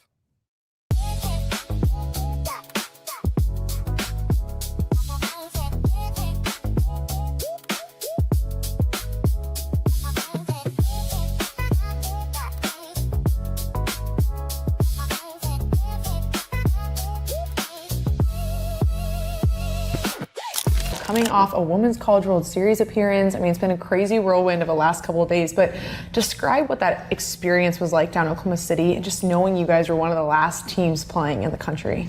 I mean, first of all, it was just a dream come true. I mean, I remember sitting there when I was in high school and watching. I actually got to watch Doherty play there too. And I remember seeing that atmosphere and even just being on the other side of it and playing on that dirt. It was amazing. It was literally not enough words. There's literally not enough words to describe that atmosphere. It was so fun. It was so loud. And it was an amazing time. Yeah, we have to talk about the walk-off home run as well. I know that was an emotional and meaningful moment for you. How would you summarize the whole experience of Hannah getting you guys back into the game and then that moment for you? How would you summarize all of that? I mean, I think after Hannah getting to, hitting her home run, I was like, oh, we're winning this game.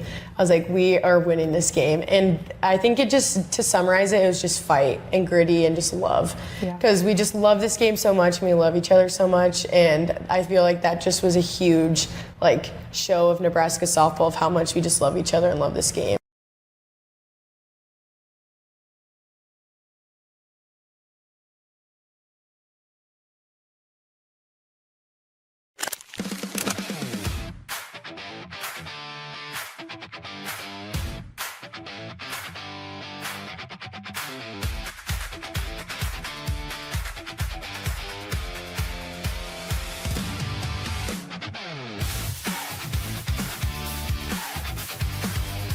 How about Levante David retiring after his incredible career?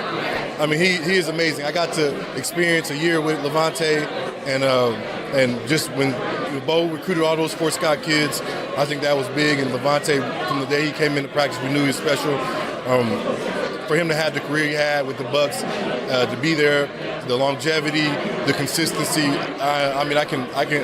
It's incredible. He's a Hall of Famer for Nebraska. He's a Hall of Famer in the NFL.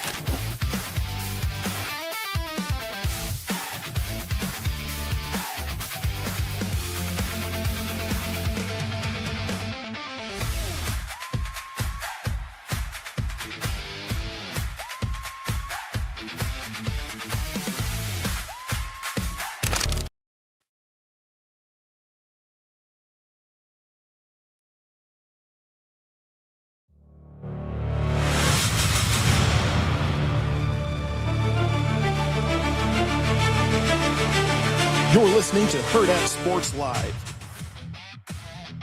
Welcome back, Hurrdat Sports Live. That's DB. I'm Ravi Lulla here at Hurrdat Sports HQ. We are joined now by Chris Level, publisher of the Red Raider Report, as we are getting into all things Texas Tech and Brendan Sorsby. Appreciate you joining us, Chris. How are we doing this morning? Man, I'm just I'm glad you guys still choose to play radio with me because I'm looking for opponents. They're dwindling, it seems like, out there in the space. Chris, so I was just saying off air to one of our producers, I think first and foremost, just appreciative of the willingness to openly dialogue so fresh after the ruling. I'm sure you maybe had some insight that this was on the horizon, but just to be out in front and address it head on, super appreciative, because it would be easy just to kind of to bury your head and maybe wait for the dust to settle. So I just want to say thank you for that, and we'll more than play radio with the authenticity that you've showed. And I guess we'll start right there. There's the Red Raider connection, there's the fandom, there's the working for the institution, and then there is this kind of this emotional struggle too with just simple rights and wrongs. Are you still processing through negotiating that, or do you feel like you kind of have a firm belief of where you are on what side of the fence? Yeah, I mean, yesterday was interesting. I mean, this has obviously been playing out for the last 6 weeks, and there is enough misinformation out there. But I think we all, at the end of the day, know that this is a young man that bet on his games and bet on his team, and that's a no-no. He knowingly broke the rules. I was more than curious about what the arguments were going to be in the hearing, which was a week ago yesterday in Lubbock. It lasted for about 3.5 hours, and because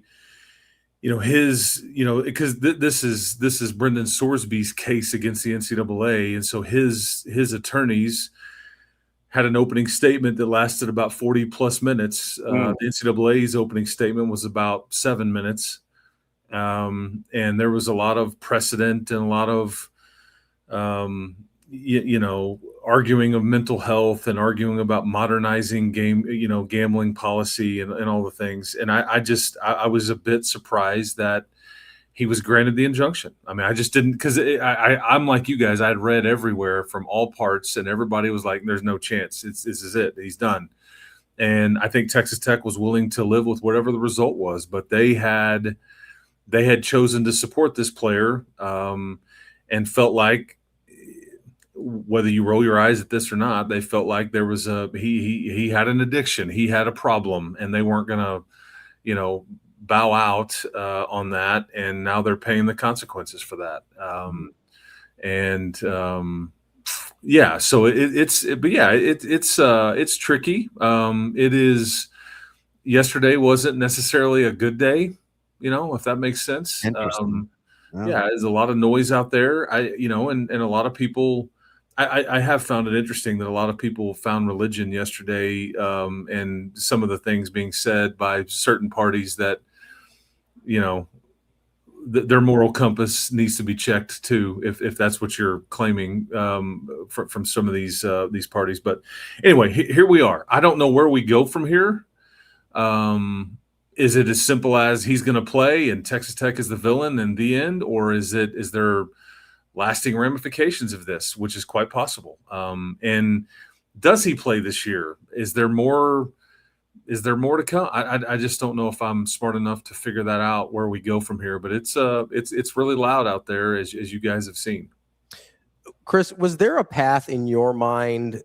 Obviously, and a lot of people have made jokes about it, but obviously with the things that Brendan Sorsby was betting on, like the addiction part of this is not, I don't find hard to believe, right? Like at least allegedly what like some of the particular sports were.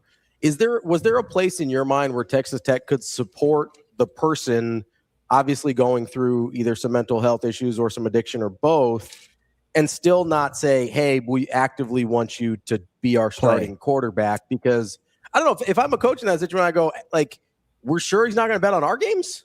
I don't know, how good do you was there a place in between there that you felt like Texas Tech maybe could have or could still walk?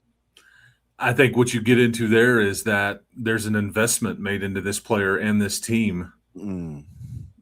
And, so much of the reaction I think you're seeing, if Texas Tech wasn't supposed to be any good, if Brendan Sorsby wasn't any good, I don't know if you would see the reaction. I think that's a fair question to ask aloud if you were just some middling, Power 4 team but you're supposed to be good, and he was maybe a piece that could make you even better, right? But to answer your question, I see what you're saying. Was there can you have the best of both worlds? I.e., can you support the athlete and as somebody you took a chance on, and keep yourself out of harm's way? But that would have involved him not playing under what kind of you lined out, and then at that point it's like, okay, what do you do with what you'd promised him salary wise? What do you do with the rest of the team that it just comes down to investment at that point. But it's a fair question, and I am wondering. It's too late to put the toothpaste back in the tube at this point, but do you wish you wouldn't have supported him? Are you digging your heels in even more now? I don't know the answer to that. And how is the athlete? How is Brendan going to handle all this? I mean, is he seeing any of this out there? Does he care? This is a 1-year player here, and there could be some lasting ramifications. So I think that's probably things that they're pondering right now. Chris, let me ask you something. I'm trying to peel back this thing from the very get-go and the initial kind of case that Sorsby's lawyers were making. And there's this human component that I'm thinking of people that really suffer from addictions, whether it's gambling or alcohol or whatever the vice is. At any point when you're listening to the case being made, and maybe this is personal, or you can start with how you personally felt about it if you're comfortable, or maybe what the general consensus was.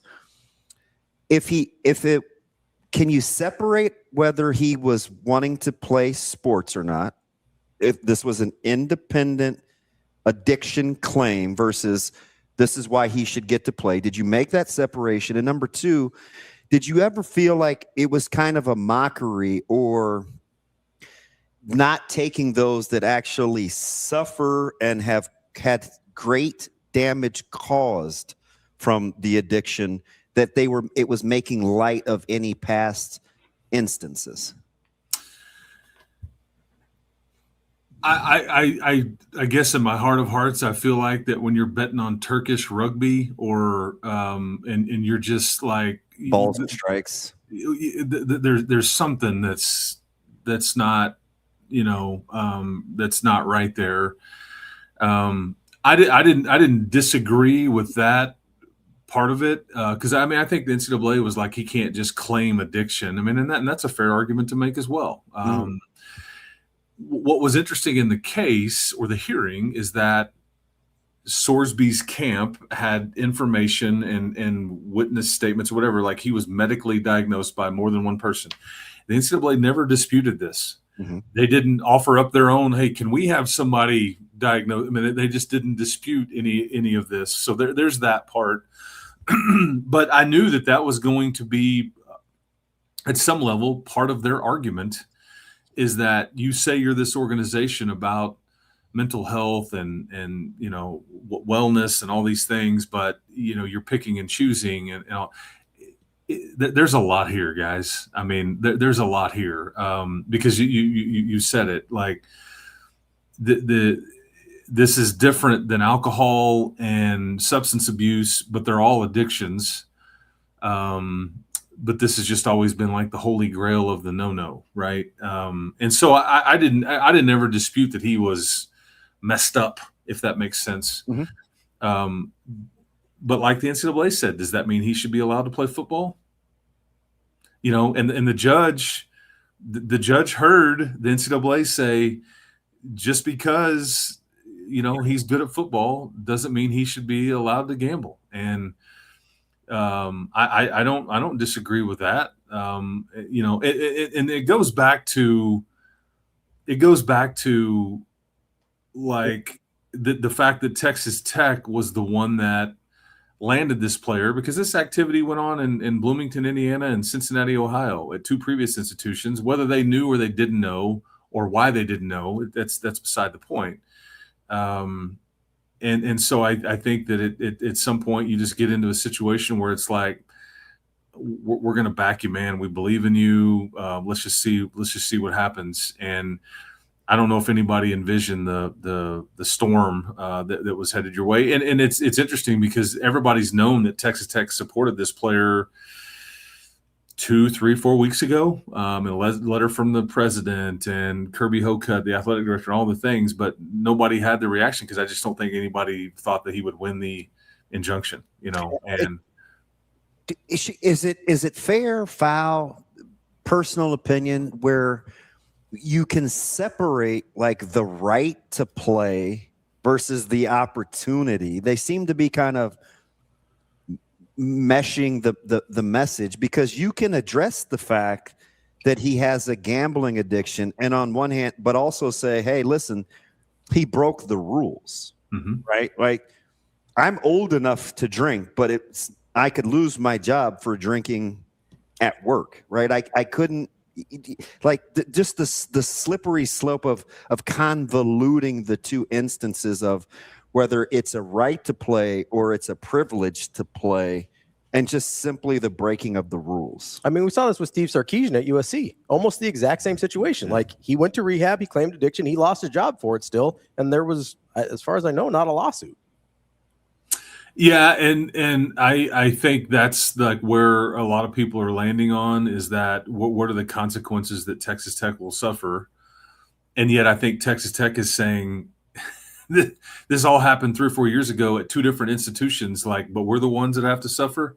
Because if this wasn't Texas Tech's problem, this was going to be Tennessee, Miami, or LSU. That's who was really reaching out and offering, and he went on an LSU visit and all those things. And but it's Texas Tech's mess right now. So, and I don't know. I have like wondered if does Texas Tech, because I mean I've got the court ruling here, and it's pretty. The judge has kind of tightened it up to where this is the way I'm ruling, and Texas Tech can't be punished, an opponent of theirs can't be punished. It's like the restitution law or whatever that he kind of worked into the injunction hearing ruling. But I've just wondered, can Texas Tech come in and say, hey, we're now going to suspend you more? Or does Brendan Sorsby say, hey, I don't want to put you all through this. Like, I'm just going to go to the end. I don't know. I mean, I think it's a fair thing to ponder. But yeah, you usually with actions, there's consequences. And I think Texas Tech is arguing, why do we have to suffer those consequences when this activity was elsewhere, and why didn't they know? And what's their, because I've heard a lot of, how do we know any of these games can be, with integrity? Well, obviously all this went on in Cincinnati and Indiana football games, whether they were rigged or there was no integrity, we'll never even know. But the world kept spinning on its axis, and now we sit here. So there's just a lot here, man. There's a lot here, and it just goes back to, I just don't think that the reaction or this would be as big of a story if Texas Tech wasn't supposed to be any good, but they are supposed to be good, and it's a bit of a pickle. And is there, because we haven't even talked about, I mean, now there's lots of discussion about we're not going to play them in anything anymore by various institutions or various leagues, and lots of ADs going on the record, which you don't see a ton of. Nebraska's, in fact, which is fascinating because of the relationship between Coach McGuire and Coach Rule. Yeah. But this is any sport. Let me, Chris, along those lines, Is there anything? Could Coach McGuire say? Could Texas Tech say, "Hey, listen, for the love of the game, for however the wording would be, for the greater good, just to take the thought process of will the game be compromised? This is setting bad precedent." You think Texas Tech would be in a position to wash their hands of Sorsby without any legal ramification, or is that a non-factor to just say, hey, you know what? The juice just isn't worth the squeeze here? Yeah, I again, a fair question to ask, and then I wonder if you go that route, does Brendan Sorsby say, I'm going to sue you? The judge says I can play, says it right here. You're keeping me from making a living. It doesn't have to be with Texas Tech, though. Yeah, I mean, and that's true. So again, there's a lot here, man, and I don't know if we know. I don't know if we know where we go from here. And it seems Pollyannish to just suggest that he's going to play in the 10 games he's allowed and whatever comes after that, and away we go. I don't know,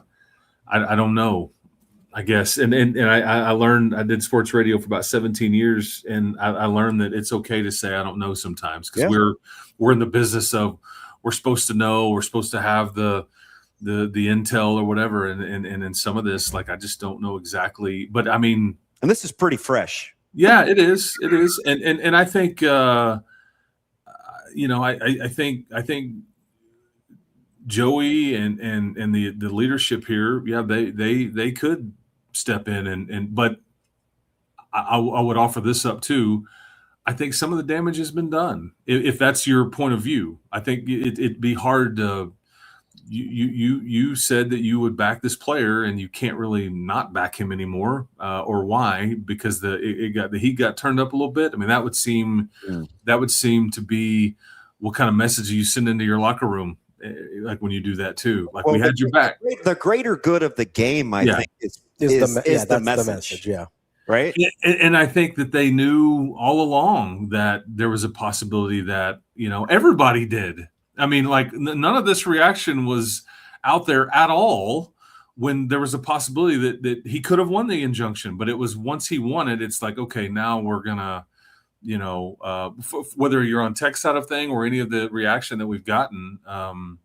But we're also smart enough to know there's a lot of bad that's gone on in sports and in college sports and on campuses. And there's a lot of scandal that has gone on that we could argue greater good of the game. I mean, look at the national champion from a couple of years ago. I mean, was the greater good of the game to boycott them and like, hey man, they're cheating, they're stealing side. I mean, it's where everybody wants to land on it. So I certainly get the criticism. It is fresh. I don't know where we go from here, but it's certainly going to be anything but a dull fall around here. That's for sure. Chris, can I make the argument that in order to support Brendan Sorsby, the best thing for him is probably not to continue playing football, considering what his issues apparently are? And yet the judge ruled the exact opposite. Well, what the judge ruled was that by banning him from playing football, he was being done irreparable financial harm. His mental health, and I mean, it goes to the detail, like he needs to be around football and coaching and all those things. But then I just get back to, I guess you could say, you're allowed to play football, you just can't do it here. And then I just think you're going to get into a legal potential situation there. So again, I'm not smart enough to figure that part out. But yeah, you can. I'm sure you have everything in the toolbox if you want to go that route. I just don't know, because if you were going to do that, why didn't you already do it? Well, that's because it's not about, I mean, my argument would be because it's not actually about his mental health or anything like that. It's about winning football games. Yeah. I mean, that would be the argument of that, why they haven't done it yet. Yeah. I mean, and I think they legitimately feel like he's got a problem. So anyway, it's I don't know. Let me ask you something, because you work with multiple sports. Is there a legit concern From inside the walls that scheduling will be very, very difficult. Oh, I think that's a yeah. Like I know that that's going to cost a lot of money. Like how that could play out foreseeably. Like if you're just weighing like risk reward and the juice being worth the squeeze, the scheduling conflict, if in fact it comes to fruition, fiscally is going to be a problem. And the irony is, like, I know Nebraska has come out and said, yeah, they're not. I mean, I think you played Nebraska in softball this past season at a tournament, which is notable because they were both very, very good. But I don't think you've played Nebraska in anything in the decade, in anything notable. And you mentioned the scheduling component. Like, it would probably, the irony is, it would least affect football. I mean, you're talking 2 or 3 games and a couple of those games every. Any teeth to what he wants the rest of the college, whatever it is that they're going to meet about in the Big 12. I mean, that could be an issue. No, so hold on, say it again. Sorry. Well, if in fact if the powers that be in the Big 12 are getting together. Yeah, and that I don't know if that's doable, but no, it isn't, and we're smart enough to know that. Like every school in the Big 12 gets the check from ESPN and Fox and all those things. And if you want that revenue, which they all need, including Texas Tech, you play those games. I mean, that's not now because Brett Yormark is in a bit of this is going to be an interesting situation for him because he can't really win. I don't know where the happy medium would be if enough people are because I don't know if he's got the power to. Does he have the power to come in and suspend? Does he have the power to come in and punish? And Texas Tech is going to say, so are you kicking us out of the league? I mean, this is a whole big thing that could, but not. I mean, I can see the SEC or the Big Ten or certain institutions saying we're not going to schedule them in anything, but the Big 12, that's a toothless argument in me just because of the economics and the way that the media rights deals are written up. That is Chris Level, Red Raider insider and publisher. Chris, we appreciate the time. Appreciate the willingness to. That's a big deal. Well, I appreciate you guys. And sorry if I didn't have enough of context for what you were looking for, but we're trying here, and it's one of the biggest stories that really in sports, much less college sports. And anyway, so you guys keep hope alive. Enjoy the rest of your week, and we'll talk next time. Appreciate it, Chris. All right. That is Chris Level, is also a radio analyst for Texas Tech football and basketball. It's I don't know, man. Like, there is a lot in there that I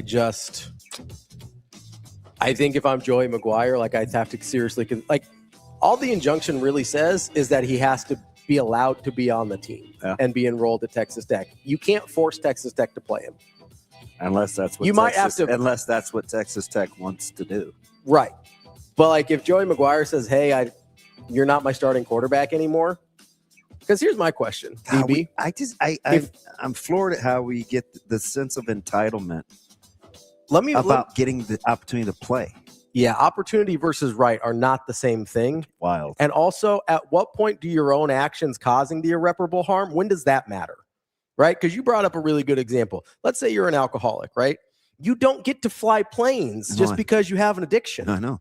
Right? Me, I know. People have gotten literally fired for that. You know what I mean? Like, whatever it is, you don't get to ask Denzel. Exactly. Like, you don't get to do whatever you want just because you have an addiction. Even like, you're causing the irreparable harm. No one else is. That's where this becomes a problem. The other thing, like, and we can talk about this on the other side here. You've been in locker rooms in highly competitive, highly successful situations. If you knew someone who had a dramatic impact on the outcome of your games had previously bet on his own team, and by the way, ESPN reports that he was continuing to bet after he got to Texas Tech. This isn't a 3 or 4 years ago story. I didn't want to make that distinction because I already felt like he was kind of on the hot seat. I agree. And I was just appreciative. I didn't want to grill him saying yes, but it wasn't the other team's problem. No, this is an everybody problem because it has happened literally since the entire time he's been in college, including at Texas Tech. So this is also a Texas Tech problem. But if you're in that locker room, and we can get into this after the break here, but if you're in that locker room and you know your starting quarterback has bet on his team before, was betting still after he got to Texas Tech, what happens the first time he throws a real bad interception? You have 100% confidence that guy's on the up and up? I thought it was interesting, and we'll get to it on the other end, where he said, will this be a deal, as if to open the door that you can do whatever you want? He may not be around in the fall. Will Sorsby say, well, Sorsby isn't going to say that because nobody's drafting him. This is the only way he's getting $5 million is this way. I don't know, man. There's going to be a lot of heat. Emotionally, there's no place for him to hide. I don't know if we're understanding that part of it. Do you want to face this every single day? You ask this question a lot. How much money does it take for you to be miserable? Because that's basically the question you're asking us, Sorsby, right now. What's a peace of mind worth? That's what I'd like to say too. Yeah. Right. Same idea. Way. Absolutely. Let's take a quick break. I do want to get into the locker room of this all when we get back, because that's the thing I can't stop thinking about. A, when does causing your own irreparable harm matter? And why do you get legal protection from your own bad decisions? And B, like, when are the rules just the rules? Hopefully, right? You don't have to give, you can't say that I can't work anywhere, but that company doesn't have to hire me. No, exactly. Exactly. We'll get to that and more coming up next here on Hurrdat Sports Live.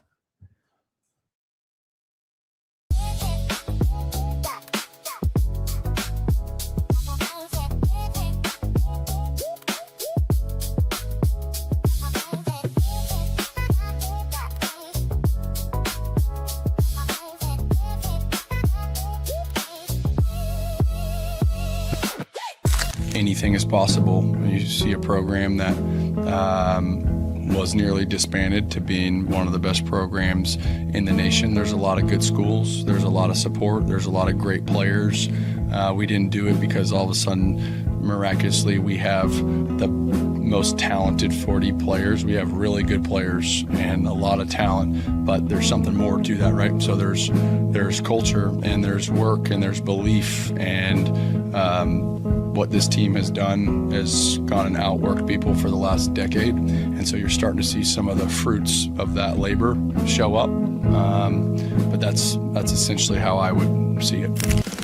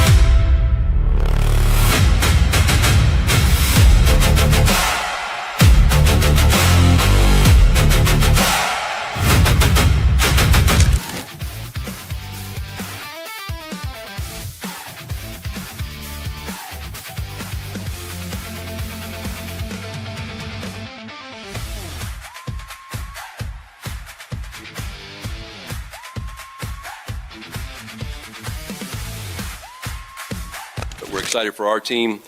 Two people I'd like to mention before we start is Scott Wilson, great Texas fan that means a lot to everybody in this program over decades and was a very dear friend to me, and I certainly wish he was here to see it.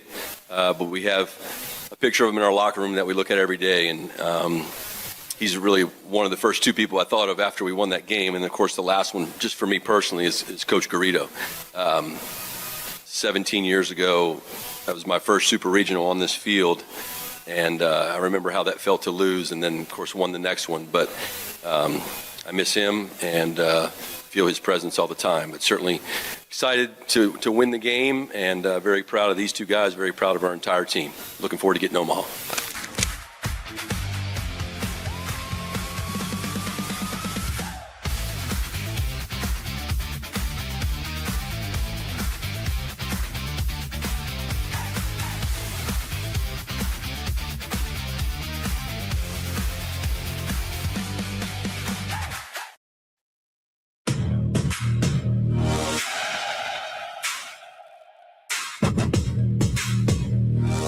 You're listening to Hurrdat Sports Live.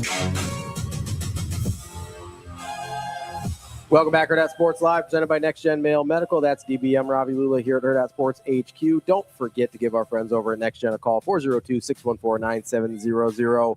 Hormone therapy is their bread and butter for both men and women, but they've got you covered no matter what you need. I might need a little pick-me-up over the next 2 weeks. It's a long couple weeks here with College World Series coming up. Oh, man. You give them a call, 402-614-9700, and tell them that DB and Robbie sent you. You'll get a free vitamin shot with your first order as well. It's Next Gen Male Medical. We really appreciate Chris joining us. Yeah, that's a tough deal. That not only does he run one of the recruiting sites for On3 there for Texas Tech, he also works for the university in his radio analyst job for basketball and football as well. So we appreciate him joining us. That's not an easy interview, and certainly one he did not have to take. But I do think there's a lot in there that and maybe this is a moral, philosophical question more than anything, and not that that's ever stopped us before. At some point, accountability has to matter when we're talking about irreparable harm. Yeah. Right. And I don't understand a world or a system in which whatever you did to lead you to that point is just disregarded. It doesn't really matter if it's addiction or just bad decision-making or anything else. You actively played a part. Mm-hmm. Arguably the only part that was played in your Brendan Sorsby's case of getting you to this situation, right? Like, Tiger Woods has the sex addiction thing, and it's like, yeah, I understand that. He doesn't get to be mad at his ex-wife for divorcing him because of that, right? Like, it could be a real thing. You can believe everything he says, and it can still cause issues with the marriage, and she can say, hey, this is the amount of money I get for you causing the end of our relationship and marriage. And he doesn't get to be, irreparable harm because of his addiction. He is the one that did those things. Mm-hmm. Steve Sarkisian, I think he may have sued for the buyout, but he's not getting his job back. He doesn't have a right to work for USC. He had an opportunity to work for USC. Like, if Brendan Sorsby wants to sue the collective for the money, that's a different conversation. But if that collective didn't put in the contract that you have to maintain your eligibility, then that's a stupid contract, and that's on them. Yeah, as a guy, listen, there's a guy that's somebody that's been guilty of infidelity. I could make lots of excuses. Sure. This happened, and this happened, and this happened, and I did this because of this, and it wasn't really I could say any of that, right? But at some point, I have to be accountable for my own decision making. Regardless of what the catalyst was or what my motives were, the outcome is the outcome. And I have to own that. So in the meantime, while you have somebody that I think is got a legit case to be made over what ails him, somebody in the situation has to, and listen, I know what Chris said. I do. Hey, at this point, we're on the hook for blank. Number one, I doubt that anything was given all the way up front. I would agree. Okay. Number two, at some point, you just have to cut your losses. You have to eat it. Right? Very famously, Nebraska ate some money, a fair amount of money. Oh, yeah, I know where you're going here. Right? Because it no longer became... They didn't want to be in business with a certain player anymore. Just couldn't be that way. Yeah. Like, right? hey, this is how we're operating. We'll So, eat it. I would also be stunned if the contract was that poorly written. They didn't have any outs. Exactly. For this situation. That's what that would be insane. That's what I was just getting ready to say. That would be actually insane. So, and let's be honest, and I hate to be in other people's pockets, but if we're just cutting checks, and this is what Campbell's been doing, and the Board of Regents, they have, does it really matter? Does it matter? Yeah. For the amount of money they're throwing around, does whatever they have on the hook for Brendan Sorsby actually matter? Like, even if they are stuck, which I doubt they are. Because at some point, At some point, enough people are going to look at you and say, do I really want my kids to be around you? Is this really what I want to be a part of? What about other players, man? That's an issue on the team. That's an issue. Like what? I wasn't trying to be that's an issue. Facetious. Like if Brendan Sorsby throws a bad interception, no one on that team is thinking like, oh, he's at it again. Listen, I've seen these things in a lot. Like less has gotten to people in locker rooms, right? Yeah, a lot less. Yeah. Than a guy who you know for a fact actively bet on his own games. Yeah. Was actively betting after he got to your institution. Yeah. Like a lot less has questioned people's motivations in how hard they were playing, right? Did I been in lock? I can't like. Yeah, it's an issue. It's definitely an issue. When people start looking, sideways at people, like that's a wrap. Dude, a year and a half before I got to Carolina, that team was playing in an NFC championship. Mm-hmm.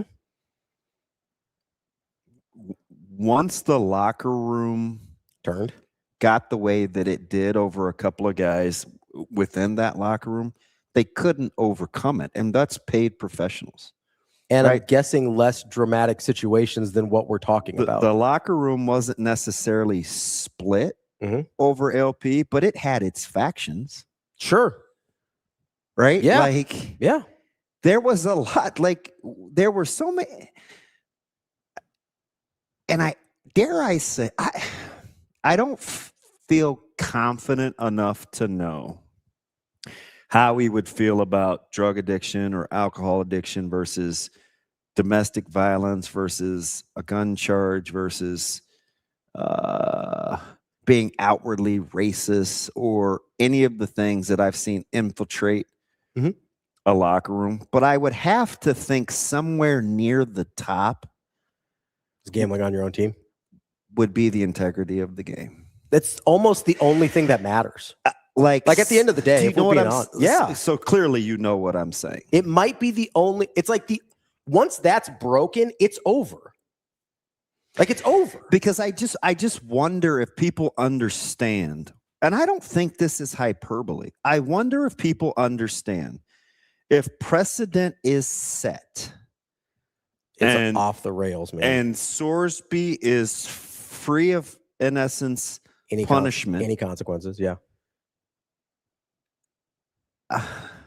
You have to look at officials differently. You have to look at guys within your locker room differently. You look at coaches differently. Coaches will be looked at differently, right? Because apparently you can gamble, and if it causes irreparable harm, you can't be fired.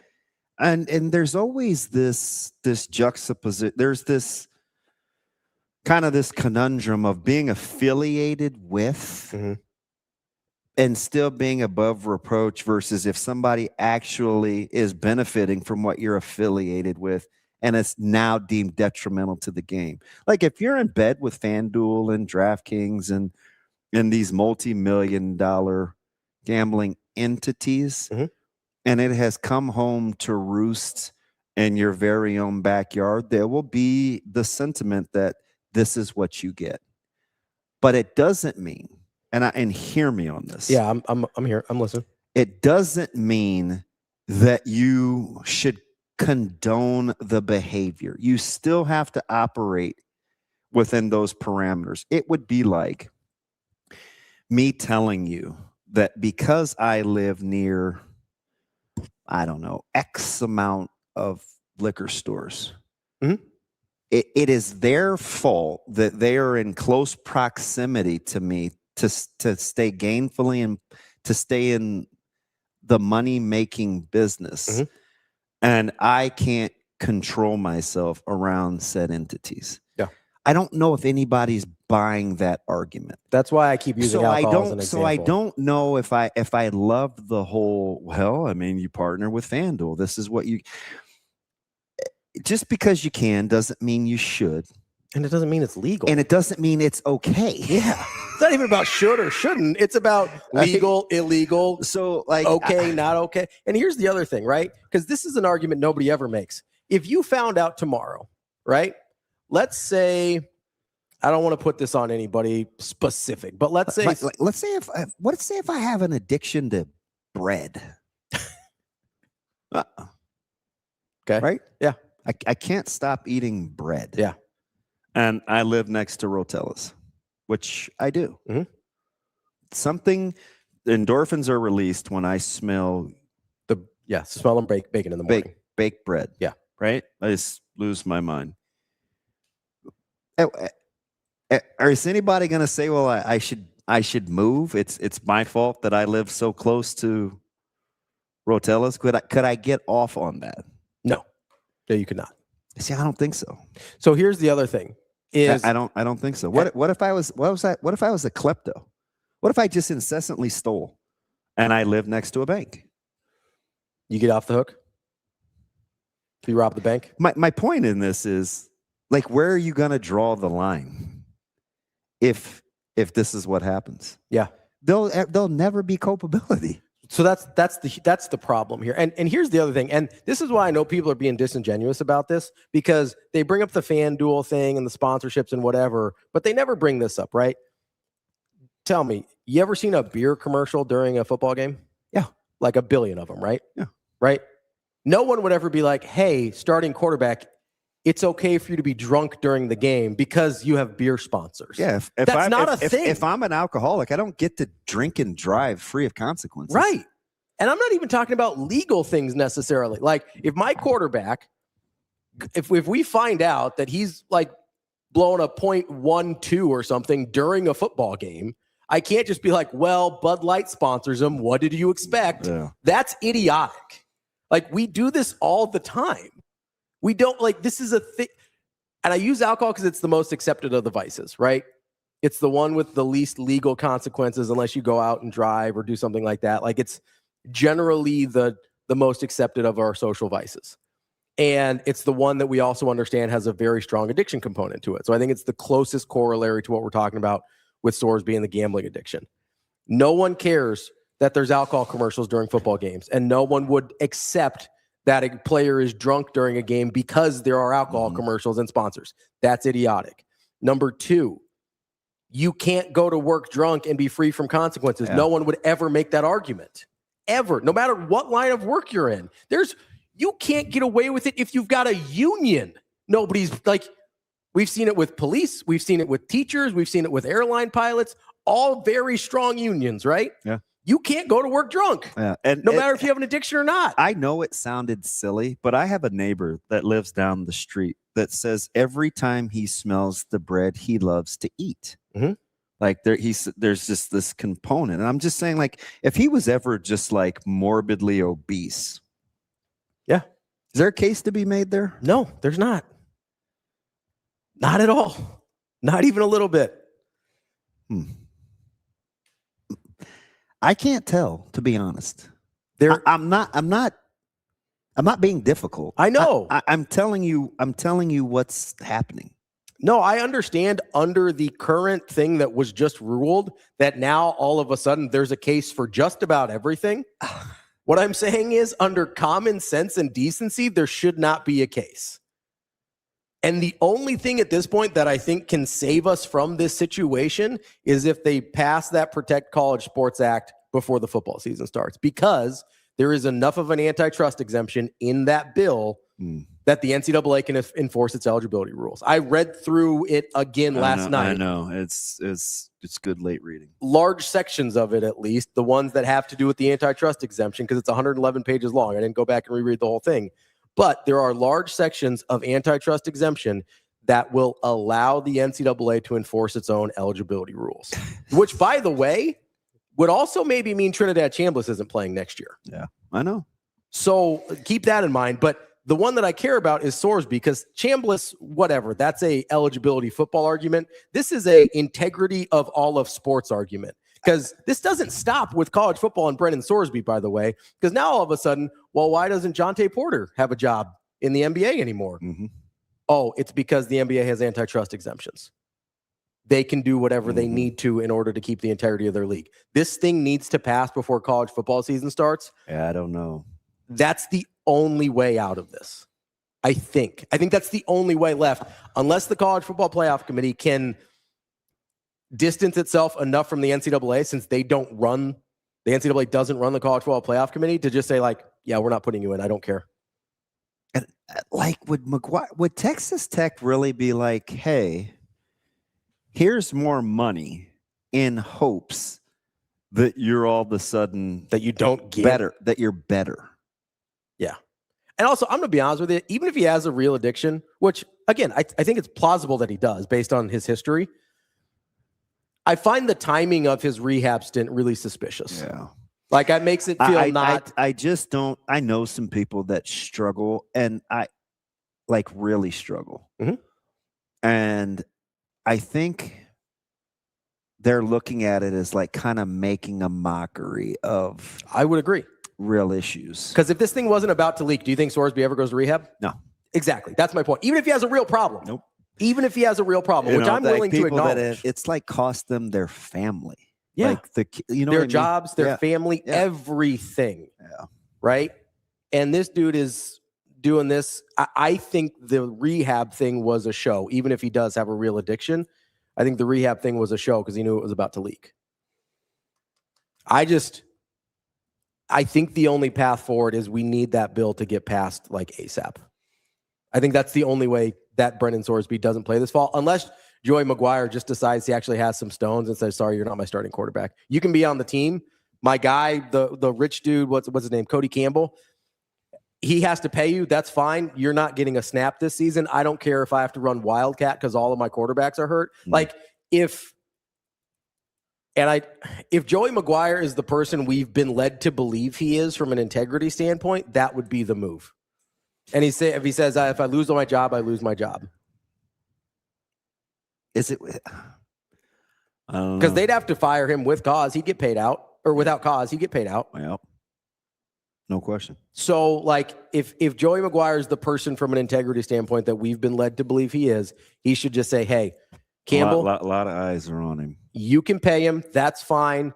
Judge, you can say he's cleared to play and I can't kick him off the team and the NCAA can't suspend him or anything like that. That's fine. But he will not take a snap for my football team. That would be the only, like, he's the last person outside of Congress. And I know we hate putting our hope in Congress for things, but he's the last person outside of lawmakers that can actually keep this thing from being an abject disaster. How about officials? Oh, the officials thing scares the hell out of me. Because they have a right to work now too, right? Yep. It causes me irreparable harm if I'm not allowed to continue officiating, even though I'm gambling on the games that what's the difference between that and Brendan Sorsby? Is there one? Because I don't see one. Yeah. You're not telling me some like GA or position coach that doesn't think he's making enough money isn't all of a sudden going to be like, oh, hey, it caused me irreparable harm if you fire me, even though I was gambling on our own games. Oh. You don't think Brendan Sorsby had inside information on what was going on with Indiana? Yeah. Yes. You could honestly, I think he's closer to being in trouble for racketeering than he is being able to play football. Like, you could probably write this guy up on charges. He was betting through other people's accounts. That's not legal. Yeah. So Kenny, I hear you. Like, I get your point about the NBA and Damon Jones pleading and Billups and whatnot, but it's the antitrust thing. Like, and every time it happens, that dude gets banned immediately. Yeah, it's Tim Donaghy banned for life. Jonte Porter banned for life. Damon Jones banned for life. It's different in pro sports because of the antitrust, which is why I need that bill passed. It's the like that and Joey McGuire's integrity are the only thing possibly holding college football together at this point. And when you're the scheduling thing with inventory and the television rights deal, there's how many teams in you'd only be giving up 12 games. I know. That's what I'm saying. And is it good for ESPN to have a guy that's actively gambling on your schedule? Yeah. And what if you just forfeit? What if you just give the money back? What if you give 1/12 of your whatever your cut is this year, and the Big 12 says, I wasn't so sure when he gave that answer that it was teethless. I don't think it is at all. I think they're meeting for a reason. Oh, I know. Like, Yormark's not doing this for to posture. I think nothing is universally agreed upon in college sports anymore. And the the reaction to this was unanimous. Everybody's just like, nope, this is terrible. We can't do this, right? I think there's a legitimate shot that the Big 12 teams say, hey, we're not playing you. Give 1/12 of the money back to ESPN. We're fine with it. Well, I don't know.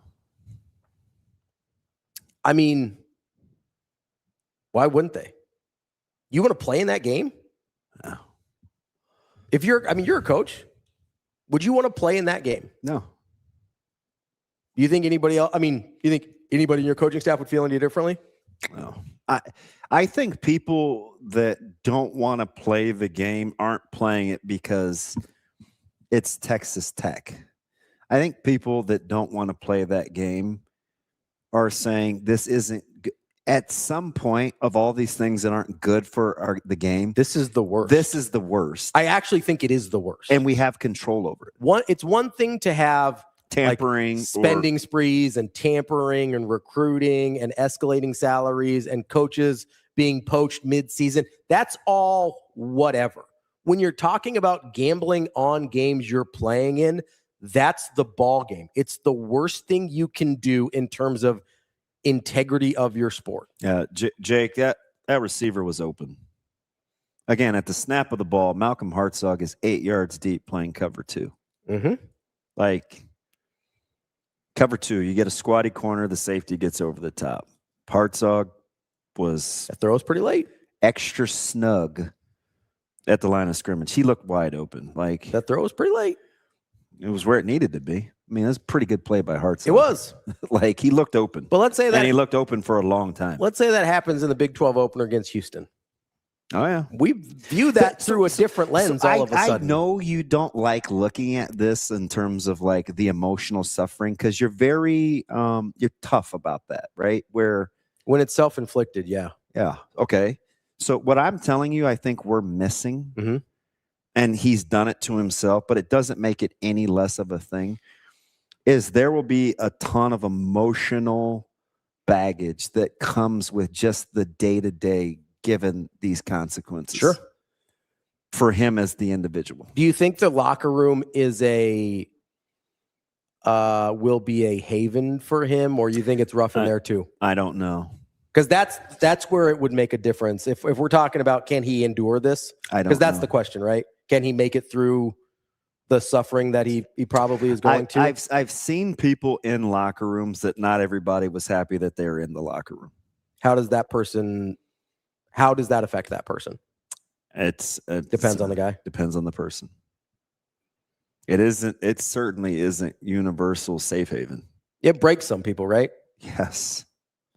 Yes. And it has divided locker rooms. Again, over things less serious than betting on your own team. Signing a free agent. A guy making more money. Which, by the way, Sorsby already did before all this. So you think the $5 million quarterback making more money than everybody else, and you've got the gambling stuff on top of that, that might be tough. TG, the crazy thing about the World Cup is we got plenty of time. Plenty of time to get to the World Cup. USA plays on Friday. We got some time, guys. Plenty of time. We'll be all right. By the way, how healthy are they going to be? Yeah, not as healthy as they need to be. You know what drives me crazy is I think you can make a legitimate argument the last 10 years or so is the most talented Team USA's ever been, and it's also one of their worst stretches. Yeah. They seem disjointed. Like, you've never had more players playing in the Premier, not just the Premier League, but like the top leagues in Europe. Before, like, you remember, like 2010, it was like one guy in the Premier League. It was Tim Howard. And then like Clint Dempsey was on a loan. Landon Donovan got like a cup of coffee. And then she's like a bunch of MLS dudes. Yeah. And then now it's most of the roster, at least the guys that should be starters, are playing in the top leagues in Europe, and they're worse. Yep. How does that happen? Seems like it might be a coaching issue, which they've gone through plenty. Can't seem to get that one right. You know, old Pochettino's back in here. Wow. No, I've never been so invested in Congress getting involved in sports before, because I think that's the only way out of this. Unless Joey Maguire just has a giant pair of brass ones that I don't think are there. I just don't think we're understanding the long-term ramifications if nothing is done. I mean, I do. That's why I'm horrified of this. I mean, all bets are off. I mean, all bets are on. That's a terrible. It's not good. Let's take a quick break here. We're going to talk to Eddie Garcia about some hockey, NHL playoffs going on, and there's been some phenomenal hockey games here in the Stanley Cup Finals, including Saturday night, which was a wild one for sure. Got some bangers. That's DBM Ravi Lulla. We'll be right back. More Hurrdat Sports Live.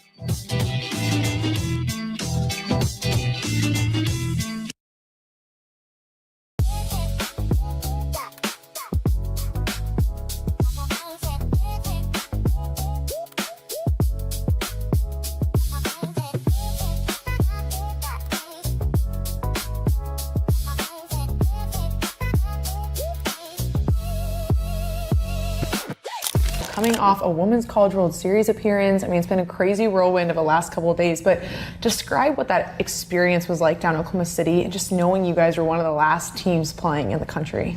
I mean, first of all, like, it was just a dream come true. I mean, I remember sitting there when I was like in high school and watching, I actually got to watch Doherty play there too. And I remember seeing that atmosphere and even just being on the other side of it and playing on that dirt. It was amazing. Like, it was literally not enough words. There's literally not enough words to describe that atmosphere. It was so fun. It was so loud. And it was an amazing time.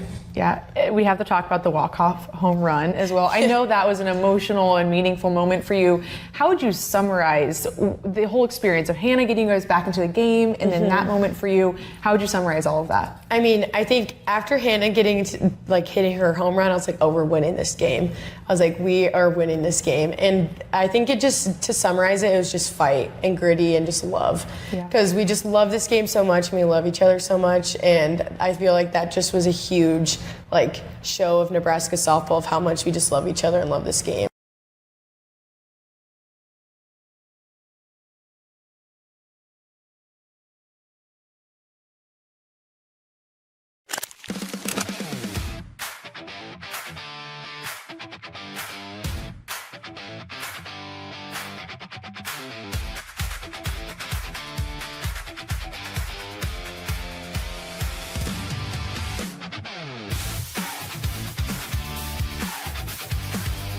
How about Levante David retiring after his incredible career? I mean, he is amazing. I got to experience a year with Levante, and just when Bo recruited all those Fort Scott kids, I think that was big. And Levante, from the day he came into practice, we knew he was special. For him to have the career he had with the Bucks, to be there, the longevity, the consistency. I mean, I can. It's incredible. He's a Hall of Famer for Nebraska. He's a Hall of Famer in the NFL.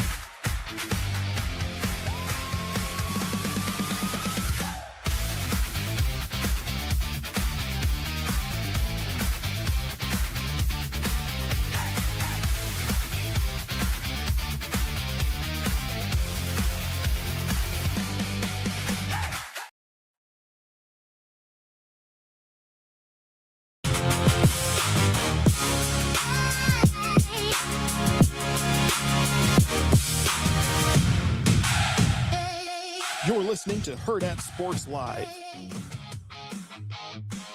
Welcome back, Hurrdat Sports Live. That's DB. I'm Ravi Lulla here at Hurrdat Sports HQ. Good stuff there on the Brendan Sorsby thing. I'm going to have to dive too much back into it. I'll be really interested to see how the next couple months play out, because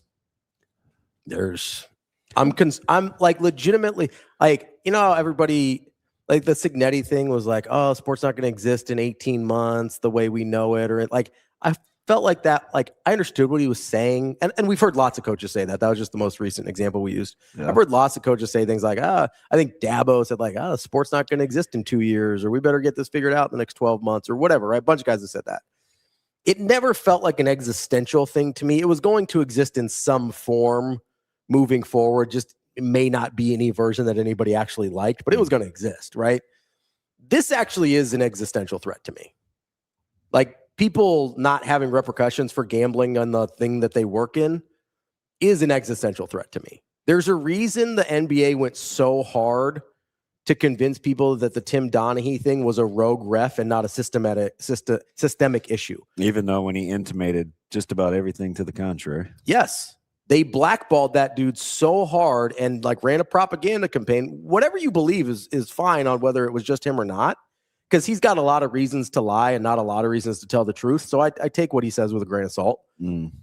But like, there's a reason the NBA did everything it could to make that be like, hey, this is one bad guy. We got rid of him. The problem is fixed.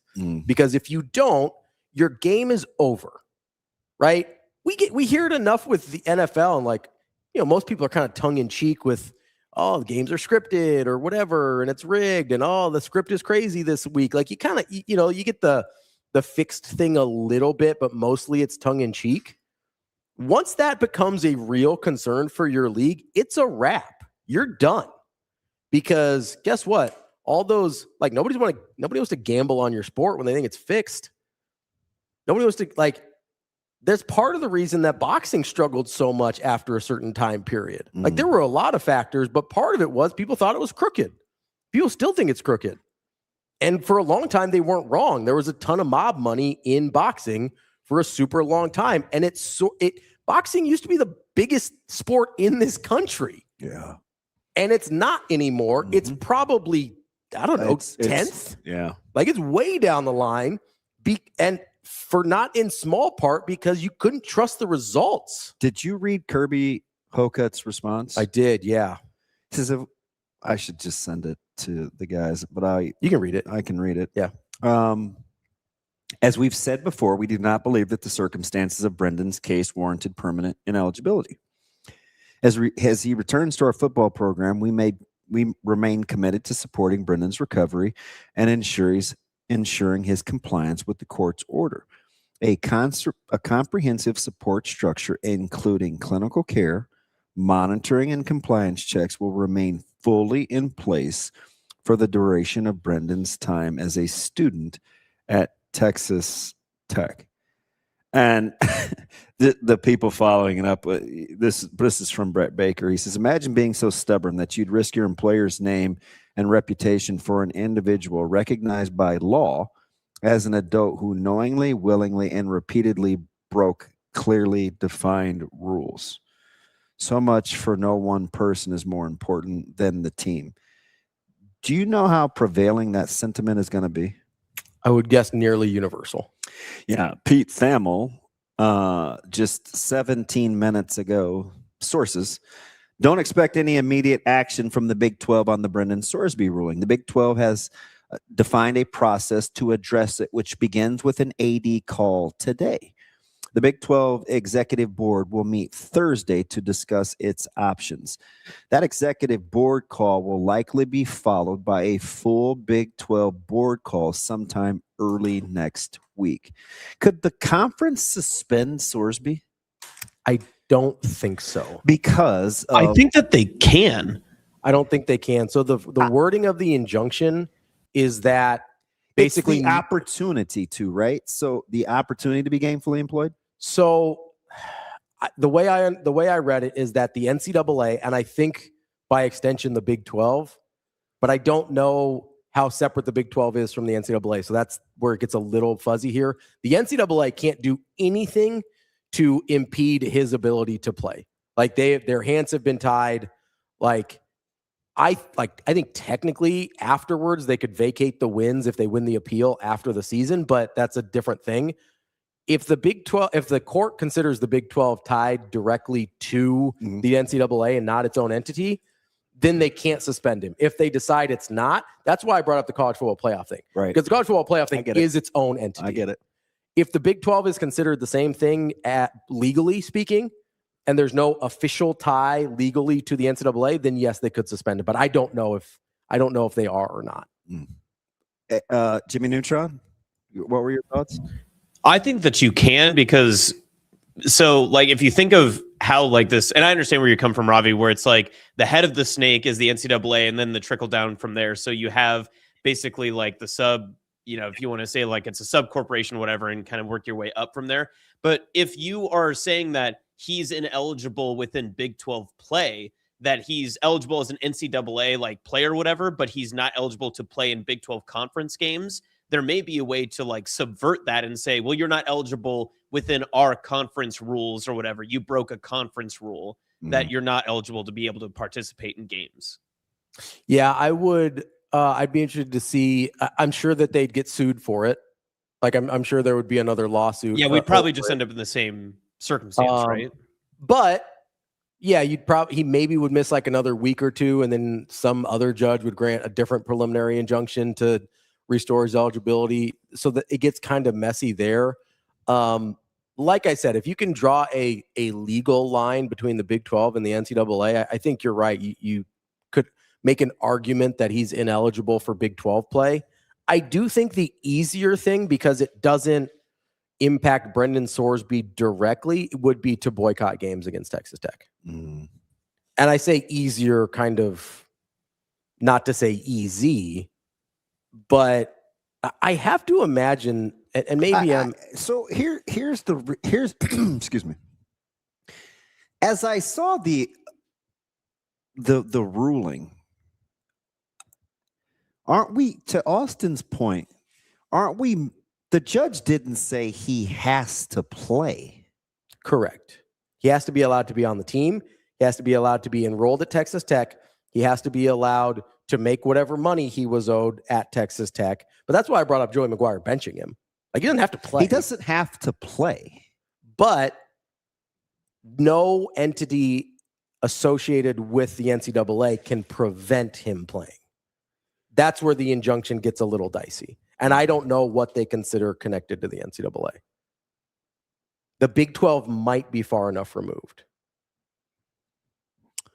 But honestly, I think as long as he gets paid, you can do whatever you want. That's kind of what I'm thinking. Yeah. But is there, once the Big 12 says, oh, yeah, you can pay him, he just can't play? I don't know. I don't know if that's a thing or not. I do know that Joey McGuire can and should just bench him.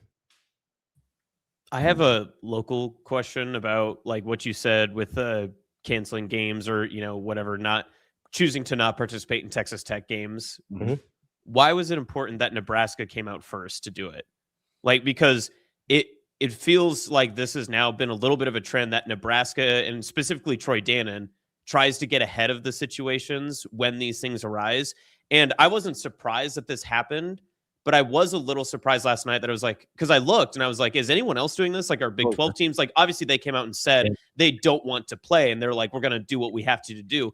But Dannon took a completely different stance and made it public and open that, yeah, man, we're not going to do this. Cancel all the games, get rid of it, take care of it. Yeah. So I think Georgia was the only other one out of conference that was as outspoken, I think.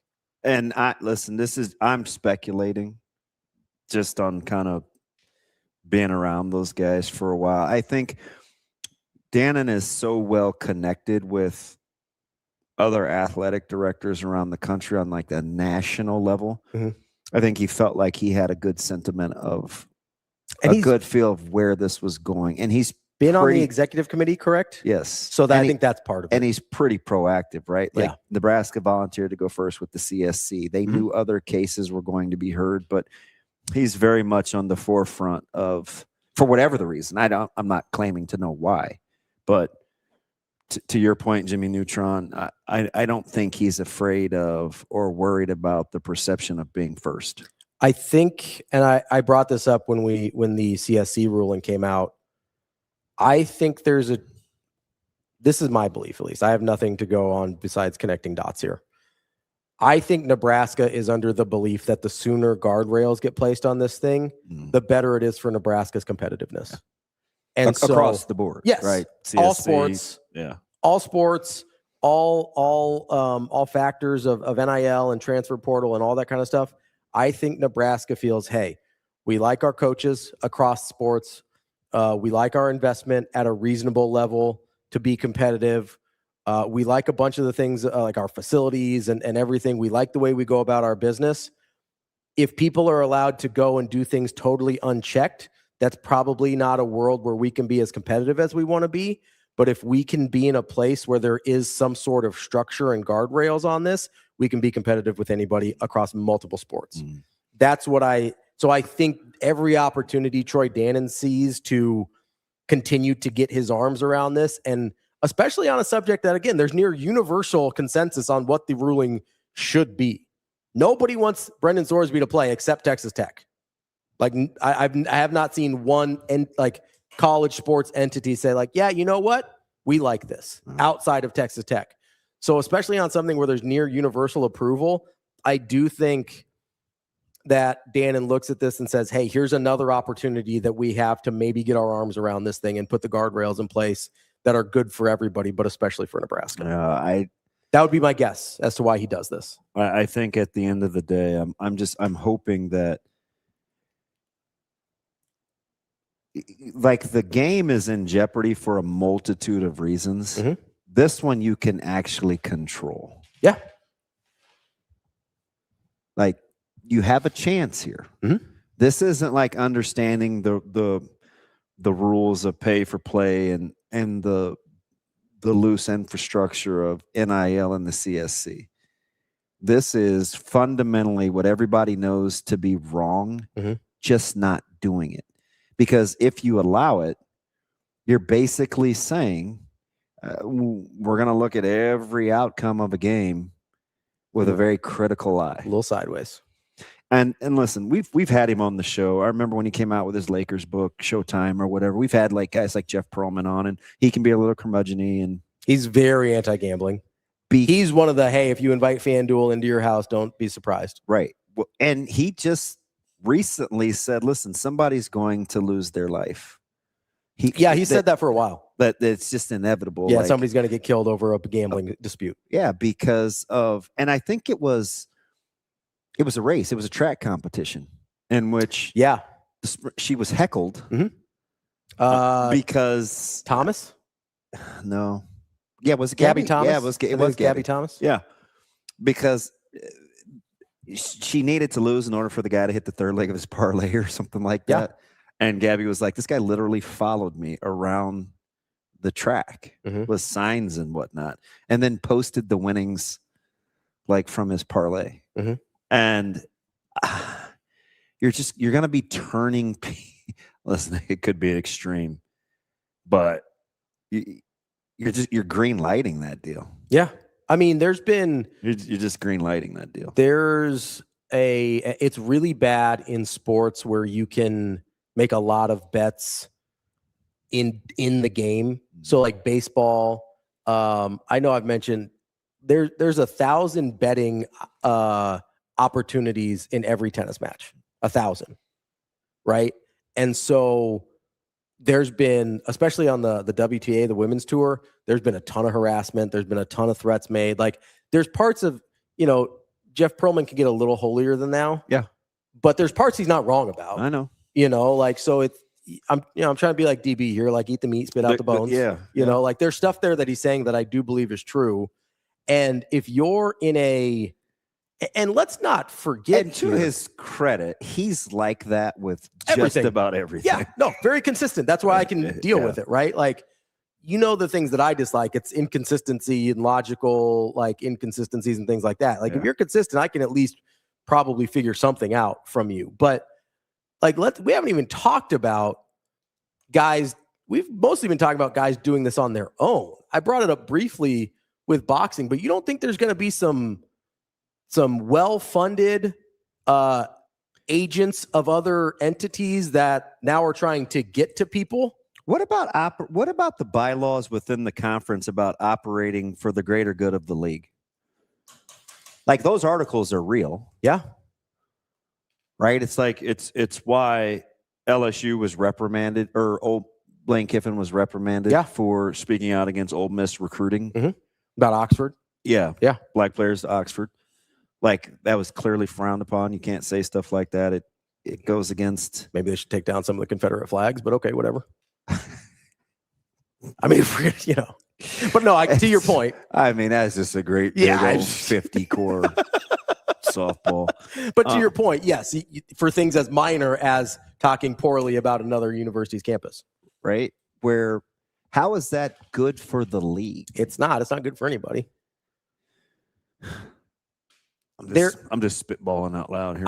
I do wonder, like, at what point does the NCAA or the Big 12 or these other institutions have the legal right to protect themselves?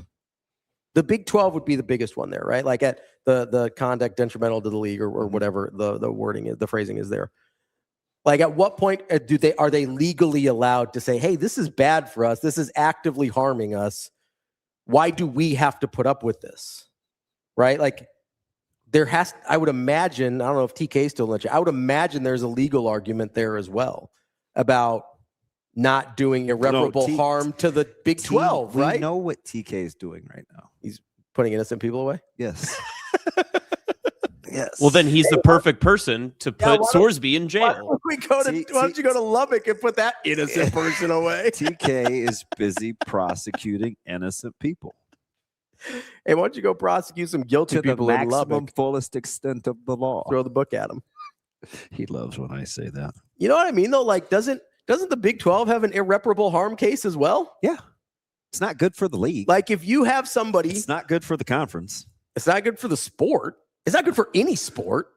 Like, at some point, the Big 12 has to say, hey, having somebody that actively compromises the integrity of what we're doing is worse for us. And again, there's way more money involved at the conference level than there is for Brendan Sorsby NIL.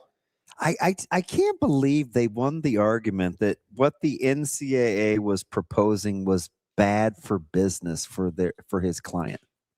I mean, it's like it was the NCAA's fault. That's the part that I am actively angry about. That is what. Well, we've talked about this when it first happened. We're like, you're making a mockery of. NCAA has enough problems. Yeah. Let's not make this up.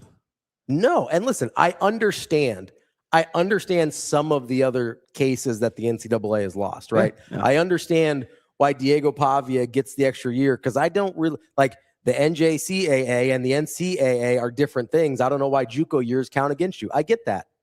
I don't necessarily agree, but I understand why it happened, right? Yeah. I understand the Trinidad Chambliss thing to a certain degree. You make the argument that it's a medical thing. He should have gotten the red shirt. I understand that. Those are football rule things, right? That makes sense at a certain level. Diego Pavia. You know the interesting thing about this, and I brought this up when it first happened with the 5 for 5. You know, the same case could be made if a coach redshirts a player. Absolutely. Absolutely. If you just don't play, outside of your own choice, absolutely. And I understand it. I don't that wasn't far-fetched. I said, what's to say you couldn't do that? Yeah, absolutely. And again, not that that's good for the game, but it makes sense in the thing that we're talking about. The Sorsby thing is so far removed from all of the other cases, because all the other cases are like, hey, we should have a right to make money off our own name, image, and likeness. Because once you implement 5 for 5, and clearly, listen, and like you already have to have your appeals forms in, right? Of potential. So it's definitely more than on the horizon, but it's just fundamentally a reason why I think it can't happen. Listen, I could see age limits. Sure. I don't know about a certain time for a certain, like the 5, like I could say, hey, anything until you're 25 goes, but Because once you introduce those finite parameters, like X amount of time for X amount of time, then people are going to get into what you're allowing me to do while I'm there under said time. Again, i.e. red shirt. Well, I think red shirts are dead, basically. I mean, well, but the thing that allows for it, so again, a coach isn't playing me. He goes, am I wrong for thinking Sorsby isn't good enough to be going through all this trouble? No, I get it. That's not the point, though. No, yeah. But I do. I get the sentiment. Yeah, like if you're Texas Tech, a lot of people have said that. If right? you're Texas Tech, you're like, this isn't like I don't know who's the guy you really like. Dante, not you, like Dante Moore, right? People are like, oh, Dante Moore's great. Like this isn't Dante Moore. No, I know. Like this isn't even like I don't know. People are in love with Arch Manning. That's fine. Like this isn't Arch Manning. Huh. Like this is a guy that was pretty good at Cincinnati, right? There's a reason he didn't go to the draft. He wasn't going to get drafted high. Yeah. Like, you know what I mean? Like he didn't just decide, oh, I don't want to be an NFL first round draft pick. That's what Dante Moore said. Yeah, I think the thing about it, unless he's saying, which I think he might be, is like, is he worth the precedent that you're about to set? A, I agree. B, if you're Texas Tech, is he worth what you're going to be? Like, you're a pariah. Texas Tech is and I guess that's what I didn't get with Chris saying that, like, they're on the hook financially. I'm like, that'd be the least of my concerns. Even if you are, who cares? That'd be the least of my concerns. Because long-term financially, this could possibly hurt you way worse than $5 million. Yeah. Like, there's way more money on the table if you play this wrong than $5 million. Yeah. I mean, I get what he's saying. Me too. I do. Like, I've thought that, right? But that's not the thing that I am most concerned about. That's kind of further down the list of like, really, we're doing this for Sorsby? Like, that's the guy, that's the hill we're going to die on? Oh, yeah. You know? Yeah. It's like, that's the bullet we're going to take is Brendan Sorsby? That's why I felt like the legal, like the claim in the suit was so important. Mm-hmm. Because of the long-term ramifications. If they said, oh, okay, this is acceptable. I mean, go back and read, go back and like you just heard Chris say that their opening statement was 40 minutes. Yeah. The NCAA's was 7. Because the NCAA's case is pretty simple and correct. You don't get to gamble on your own sport and keep playing. And the judge is like, nope, I'm going to be stupid today. But to make it seem like it's the NCAA's fault for not protecting the goodness and well intent of their student athletes. That's the craziest argument because he got the opportunity to stay connected to his teams when he wasn't playing through gambling. Mm-hmm. Yeah, that's one of the dumbest things I've ever heard. Frankly, it's idiotic. And I know this isn't, you know how important accountability is to me. Jibs, I think that's very understated. I agree. He said, what's the message you're sending your recruits? That's what I said. Parents? Like, parents have to look at that and be like, hey, is this what we're doing? This is what we're about? Yeah, like, if I'm a dad that loves sport, like, I don't know. I want my kid to get paid, but, man, I sure want the integrity of the game on the up and up, though. I don't want you know what I mean? Yeah. You just don't want to surround yourself in those compromised situations. 100%. This is the most short-sighted thing you can do on all accounts, from the judge to the university. But I understand the judge's ruling, though, legally. I still don't, because at some point, like, when does legally your own actions override your ability to try and make money? That's the thing I can't get over from a legal standpoint. I understand it. This isn't like, when do you draw the line? At what point is it like, hey, you put yourself in this position? Like, at what point do you say, like, again, you brought up the DUI. Like, I can't go to a judge and say, hey, I'm an alcoholic. I don't get a DUI now. Like, legally, your own choices matter in this. So they had to present the argument on how the contract was written. Sure. The agreement with Texas Tech. Mm-hmm. So I wonder, is a better analogy for if I was under contract and the parameters were fairly gray, mm-hmm. then I get the DUI, or with my employer, is that different than the legal ramifications of me being able to get arrested? Yeah, I mean, legally, it's probably because I different. do know it is hard. It is very difficult to remove teachers, even teachers that have drank on the job, because alcohol is because of how it's classified, and because it's a union. And they're part of. If you're part of the union, yeah. So if you're part of the union, yes, it gets harder, but it has happened that people have gotten fired for this. Yeah, and it has also happened where they have not. True, but Sorsby famously not part of a union, right? So that's a big factor here. He has very little protection from collective bargaining because we have been avoiding that in college sports. The other part of this is, that's why I brought up the Sarkisian part of the argument. Because I think legally you could make the argument that Texas Tech has to pay if they have a poorly written contract. I don't understand how you can make the legal argument that he has to play. Have to let him play. No, I understand. The money I get. I agree. The playing I don't. I agree. That's why I asked about, depending on what my contract says with my employer, yes, which is independent of the police being able to say, you're an idiot, that's dangerous, you're going to jail. Sarkisian can make an argument that USC had to pay him. I don't think he could make an argument that they had to retain him as football coach. That's the closest thing I think we have, is the Sarkisian at USC thing. He had a documented alcohol problem. He went to rehab. That is he was under contract. That, I think, is the closest corollary we have. You can make the argument they had to pay him. I don't think there is any argument under the sun you can make that they had to let him stay and coach. And I'm not even 100% sure he drank on the job. That's up for debate. Yeah. That's the part that I can't get around, because legally that still doesn't make sense to me. Sure, make Texas Tech pay him. That's fine. I don't know how you burn the whole thing to the ground and say, yeah, he has to play. So again, I come back to, please, dear God, pass that bill before football season. Under the gun. All right. That is the show for today. We appreciate the time. Shane, keep this thing running, because I'm going to talk to Jessica BRABEC from the Pinnacle Bank Championship here in just a minute, because it's been 10 years and we got to talk to them. It's a really special year going to be at the Pinnacle Bank this year. But that is Hurrdat Sports Live. Stick around for just a little extra bonus segment with Jessica BRABEC from Pinnacle Bank Championship.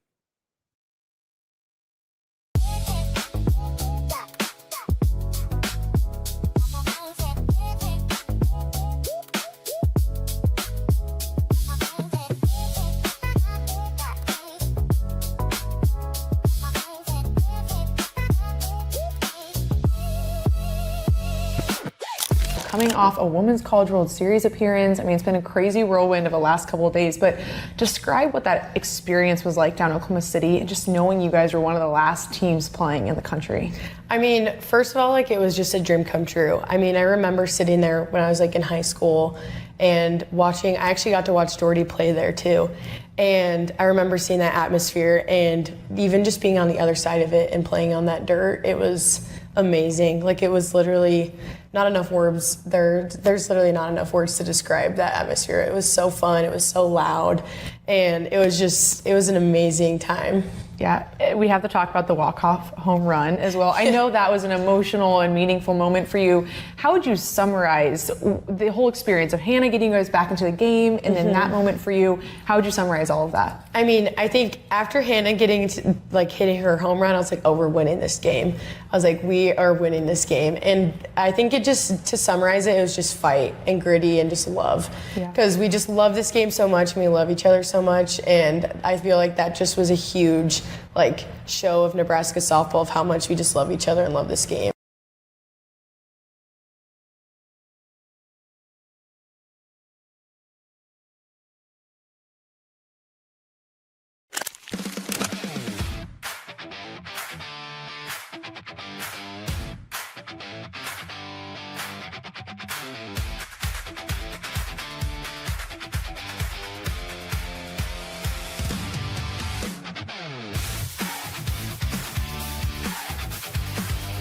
How about Levante David retiring after his incredible career? I mean, he is amazing. I got to experience a year with Levante, and just when Bo recruited all those Fort Scott kids, I think that was big. And Levante, from the day he came into practice, we knew he was special. For him to have the career he had with the Bucks, to be there, the longevity, the consistency. I mean, I can. It's incredible. He's a Hall of Famer for Nebraska. He's a Hall of Famer in the NFL.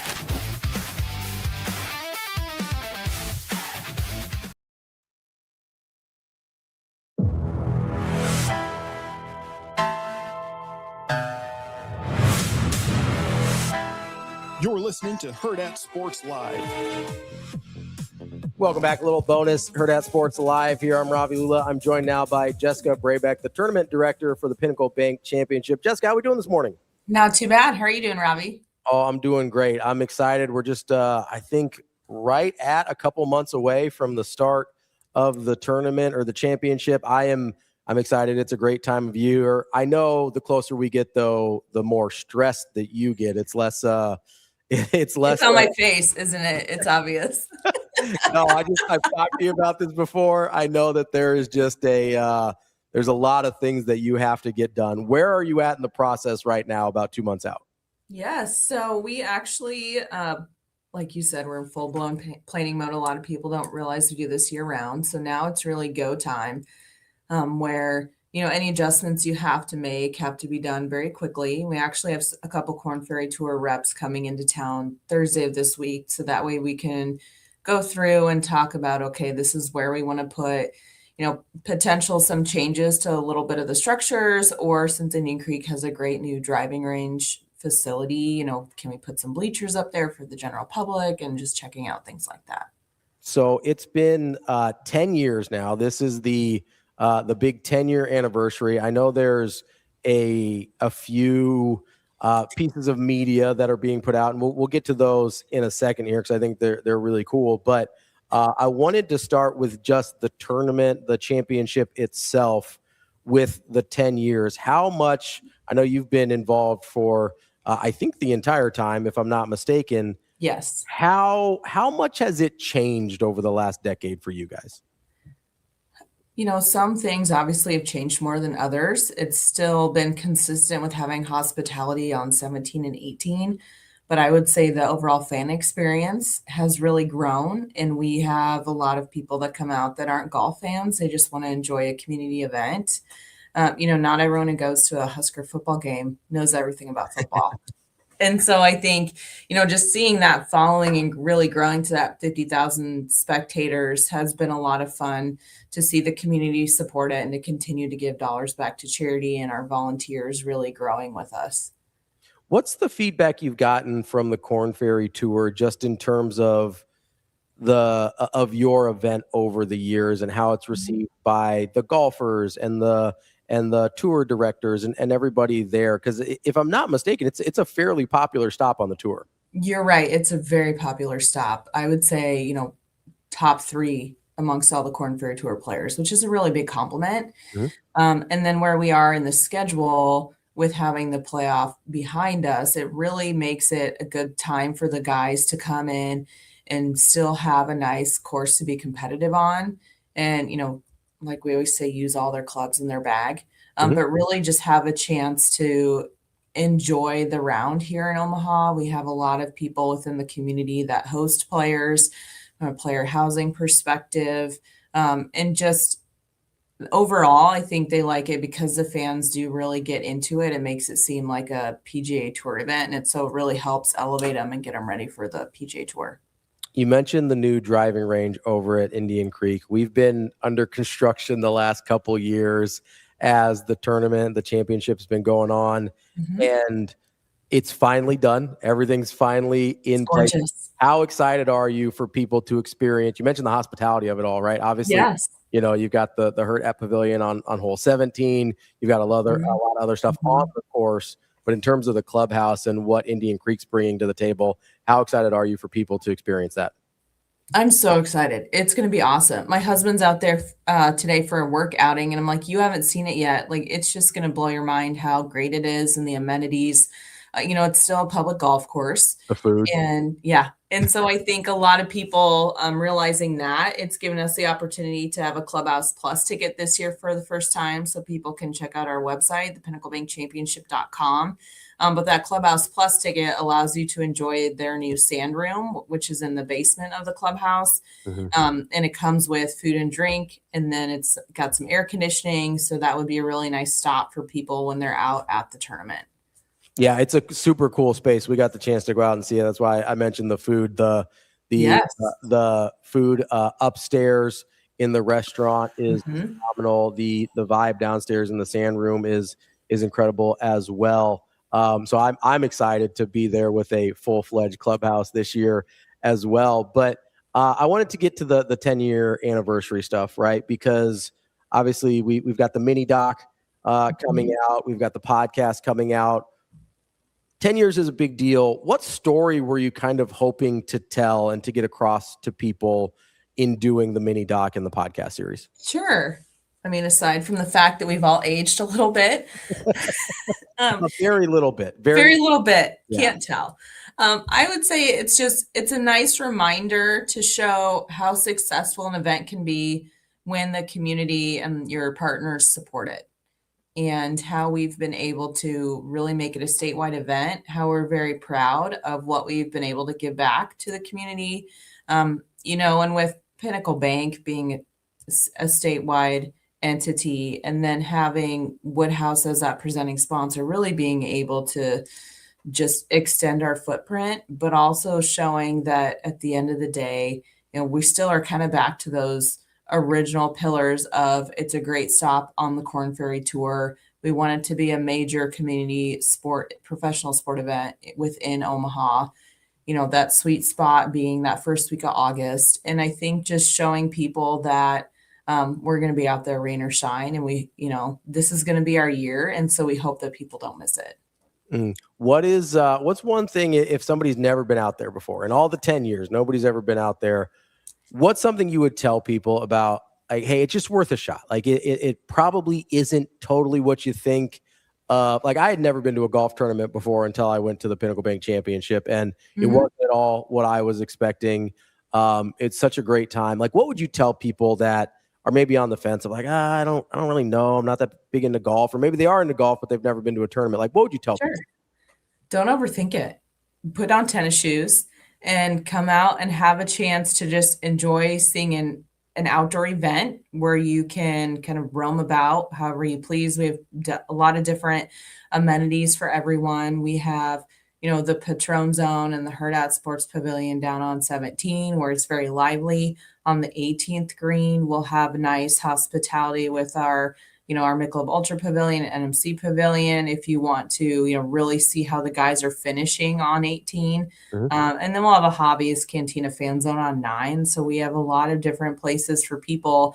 If they're not really sure where they should go, just go toward the structures. Use that as kind of a starting point, and then just walk around. Find a golfer. You don't have to know who he is, and just follow him a little bit and just watch, what it takes to actually walk through and play golf. And really that mental grind, I think, is fun to watch. What about people that maybe they want to bring their kids out? I know you guys have a ton of stuff for whether it's Kids Day, whether it's other amenities. Like, what about, hey, you want to bring the family out? What do you have? Yeah. I think a lot of people don't realize that kids 15 and under get in for free with a ticketed adult. And there's not a lot of events in town where you can do that. You and I both have kids. So anytime that you're going to spend money at concessions, right? That's a given. So anytime that you can come and enjoy that, again, people think golf that you have to be really quiet, but it's a great experience for those kiddos to come out and enjoy. And we have our RSM putting challenge on Saturday morning of the tournament, which is a great chance for us to give back to local nonprofits that benefit children, where they're competing in a putt-putt area for some prize dollars that will go back to their organizations. But then that also opens up to the public, and we'll have collegiate athletes out there to do autographs as well. So there's a lot of fun things for kids to do, whether they know what golf even is or not. What can people do in terms to get their tickets? You mentioned the Clubhouse Plus ticket. You mentioned obviously the 15 and under getting in for free. Can they just go straight to your website and get those? Yes. Straight to the pinnaclebankchampionship.com. There you go. And those are on sale now, ready to go. If you haven't been there yet, it's such a fun time. Jess will say, hey, go to the structures. I say just go to hole 17. That's where all the fun is. And you would also understand that what you said there, that you don't have to be quiet at a golf event either. If you make exactly. There's music. It's fun. Yeah, we've got a full DJ out there, so it's a really good time. Jess, did I forget anything? Anything that we need to let the people know about? No, I would say we just hope that everyone will join us the week of August 3rd through the 9th at Indian Creek. And where can people find the mini doc and the podcast? Yes. So on our socials, and then on our website as well. So we have, Pin Bank Golf is our social handles, and then pinnaclebankchampionship.com. The first episode comes out today. I promise that that's going to be probably the longest one with Gorman and I. But it's a great way to hear the story that's behind how the event began, how it continues to grow. And it's really just fun to kind of take a look back and see how far we've come. Well, I appreciate anybody that brings some excitement and fun to the community of Omaha. So we appreciate you guys and appreciate the partnership there. And I can't wait to watch the doc and listen to all the podcast episodes. Awesome. Thanks, Ravi. All right. Thank you, Jessica. We'll talk to you later. Okay. That is Jessica BRABEC, Tournament Director for the Pinnacle Bank Championship. And that's the show for today. DB and I will be back tomorrow with more Hurrdat Sports Live.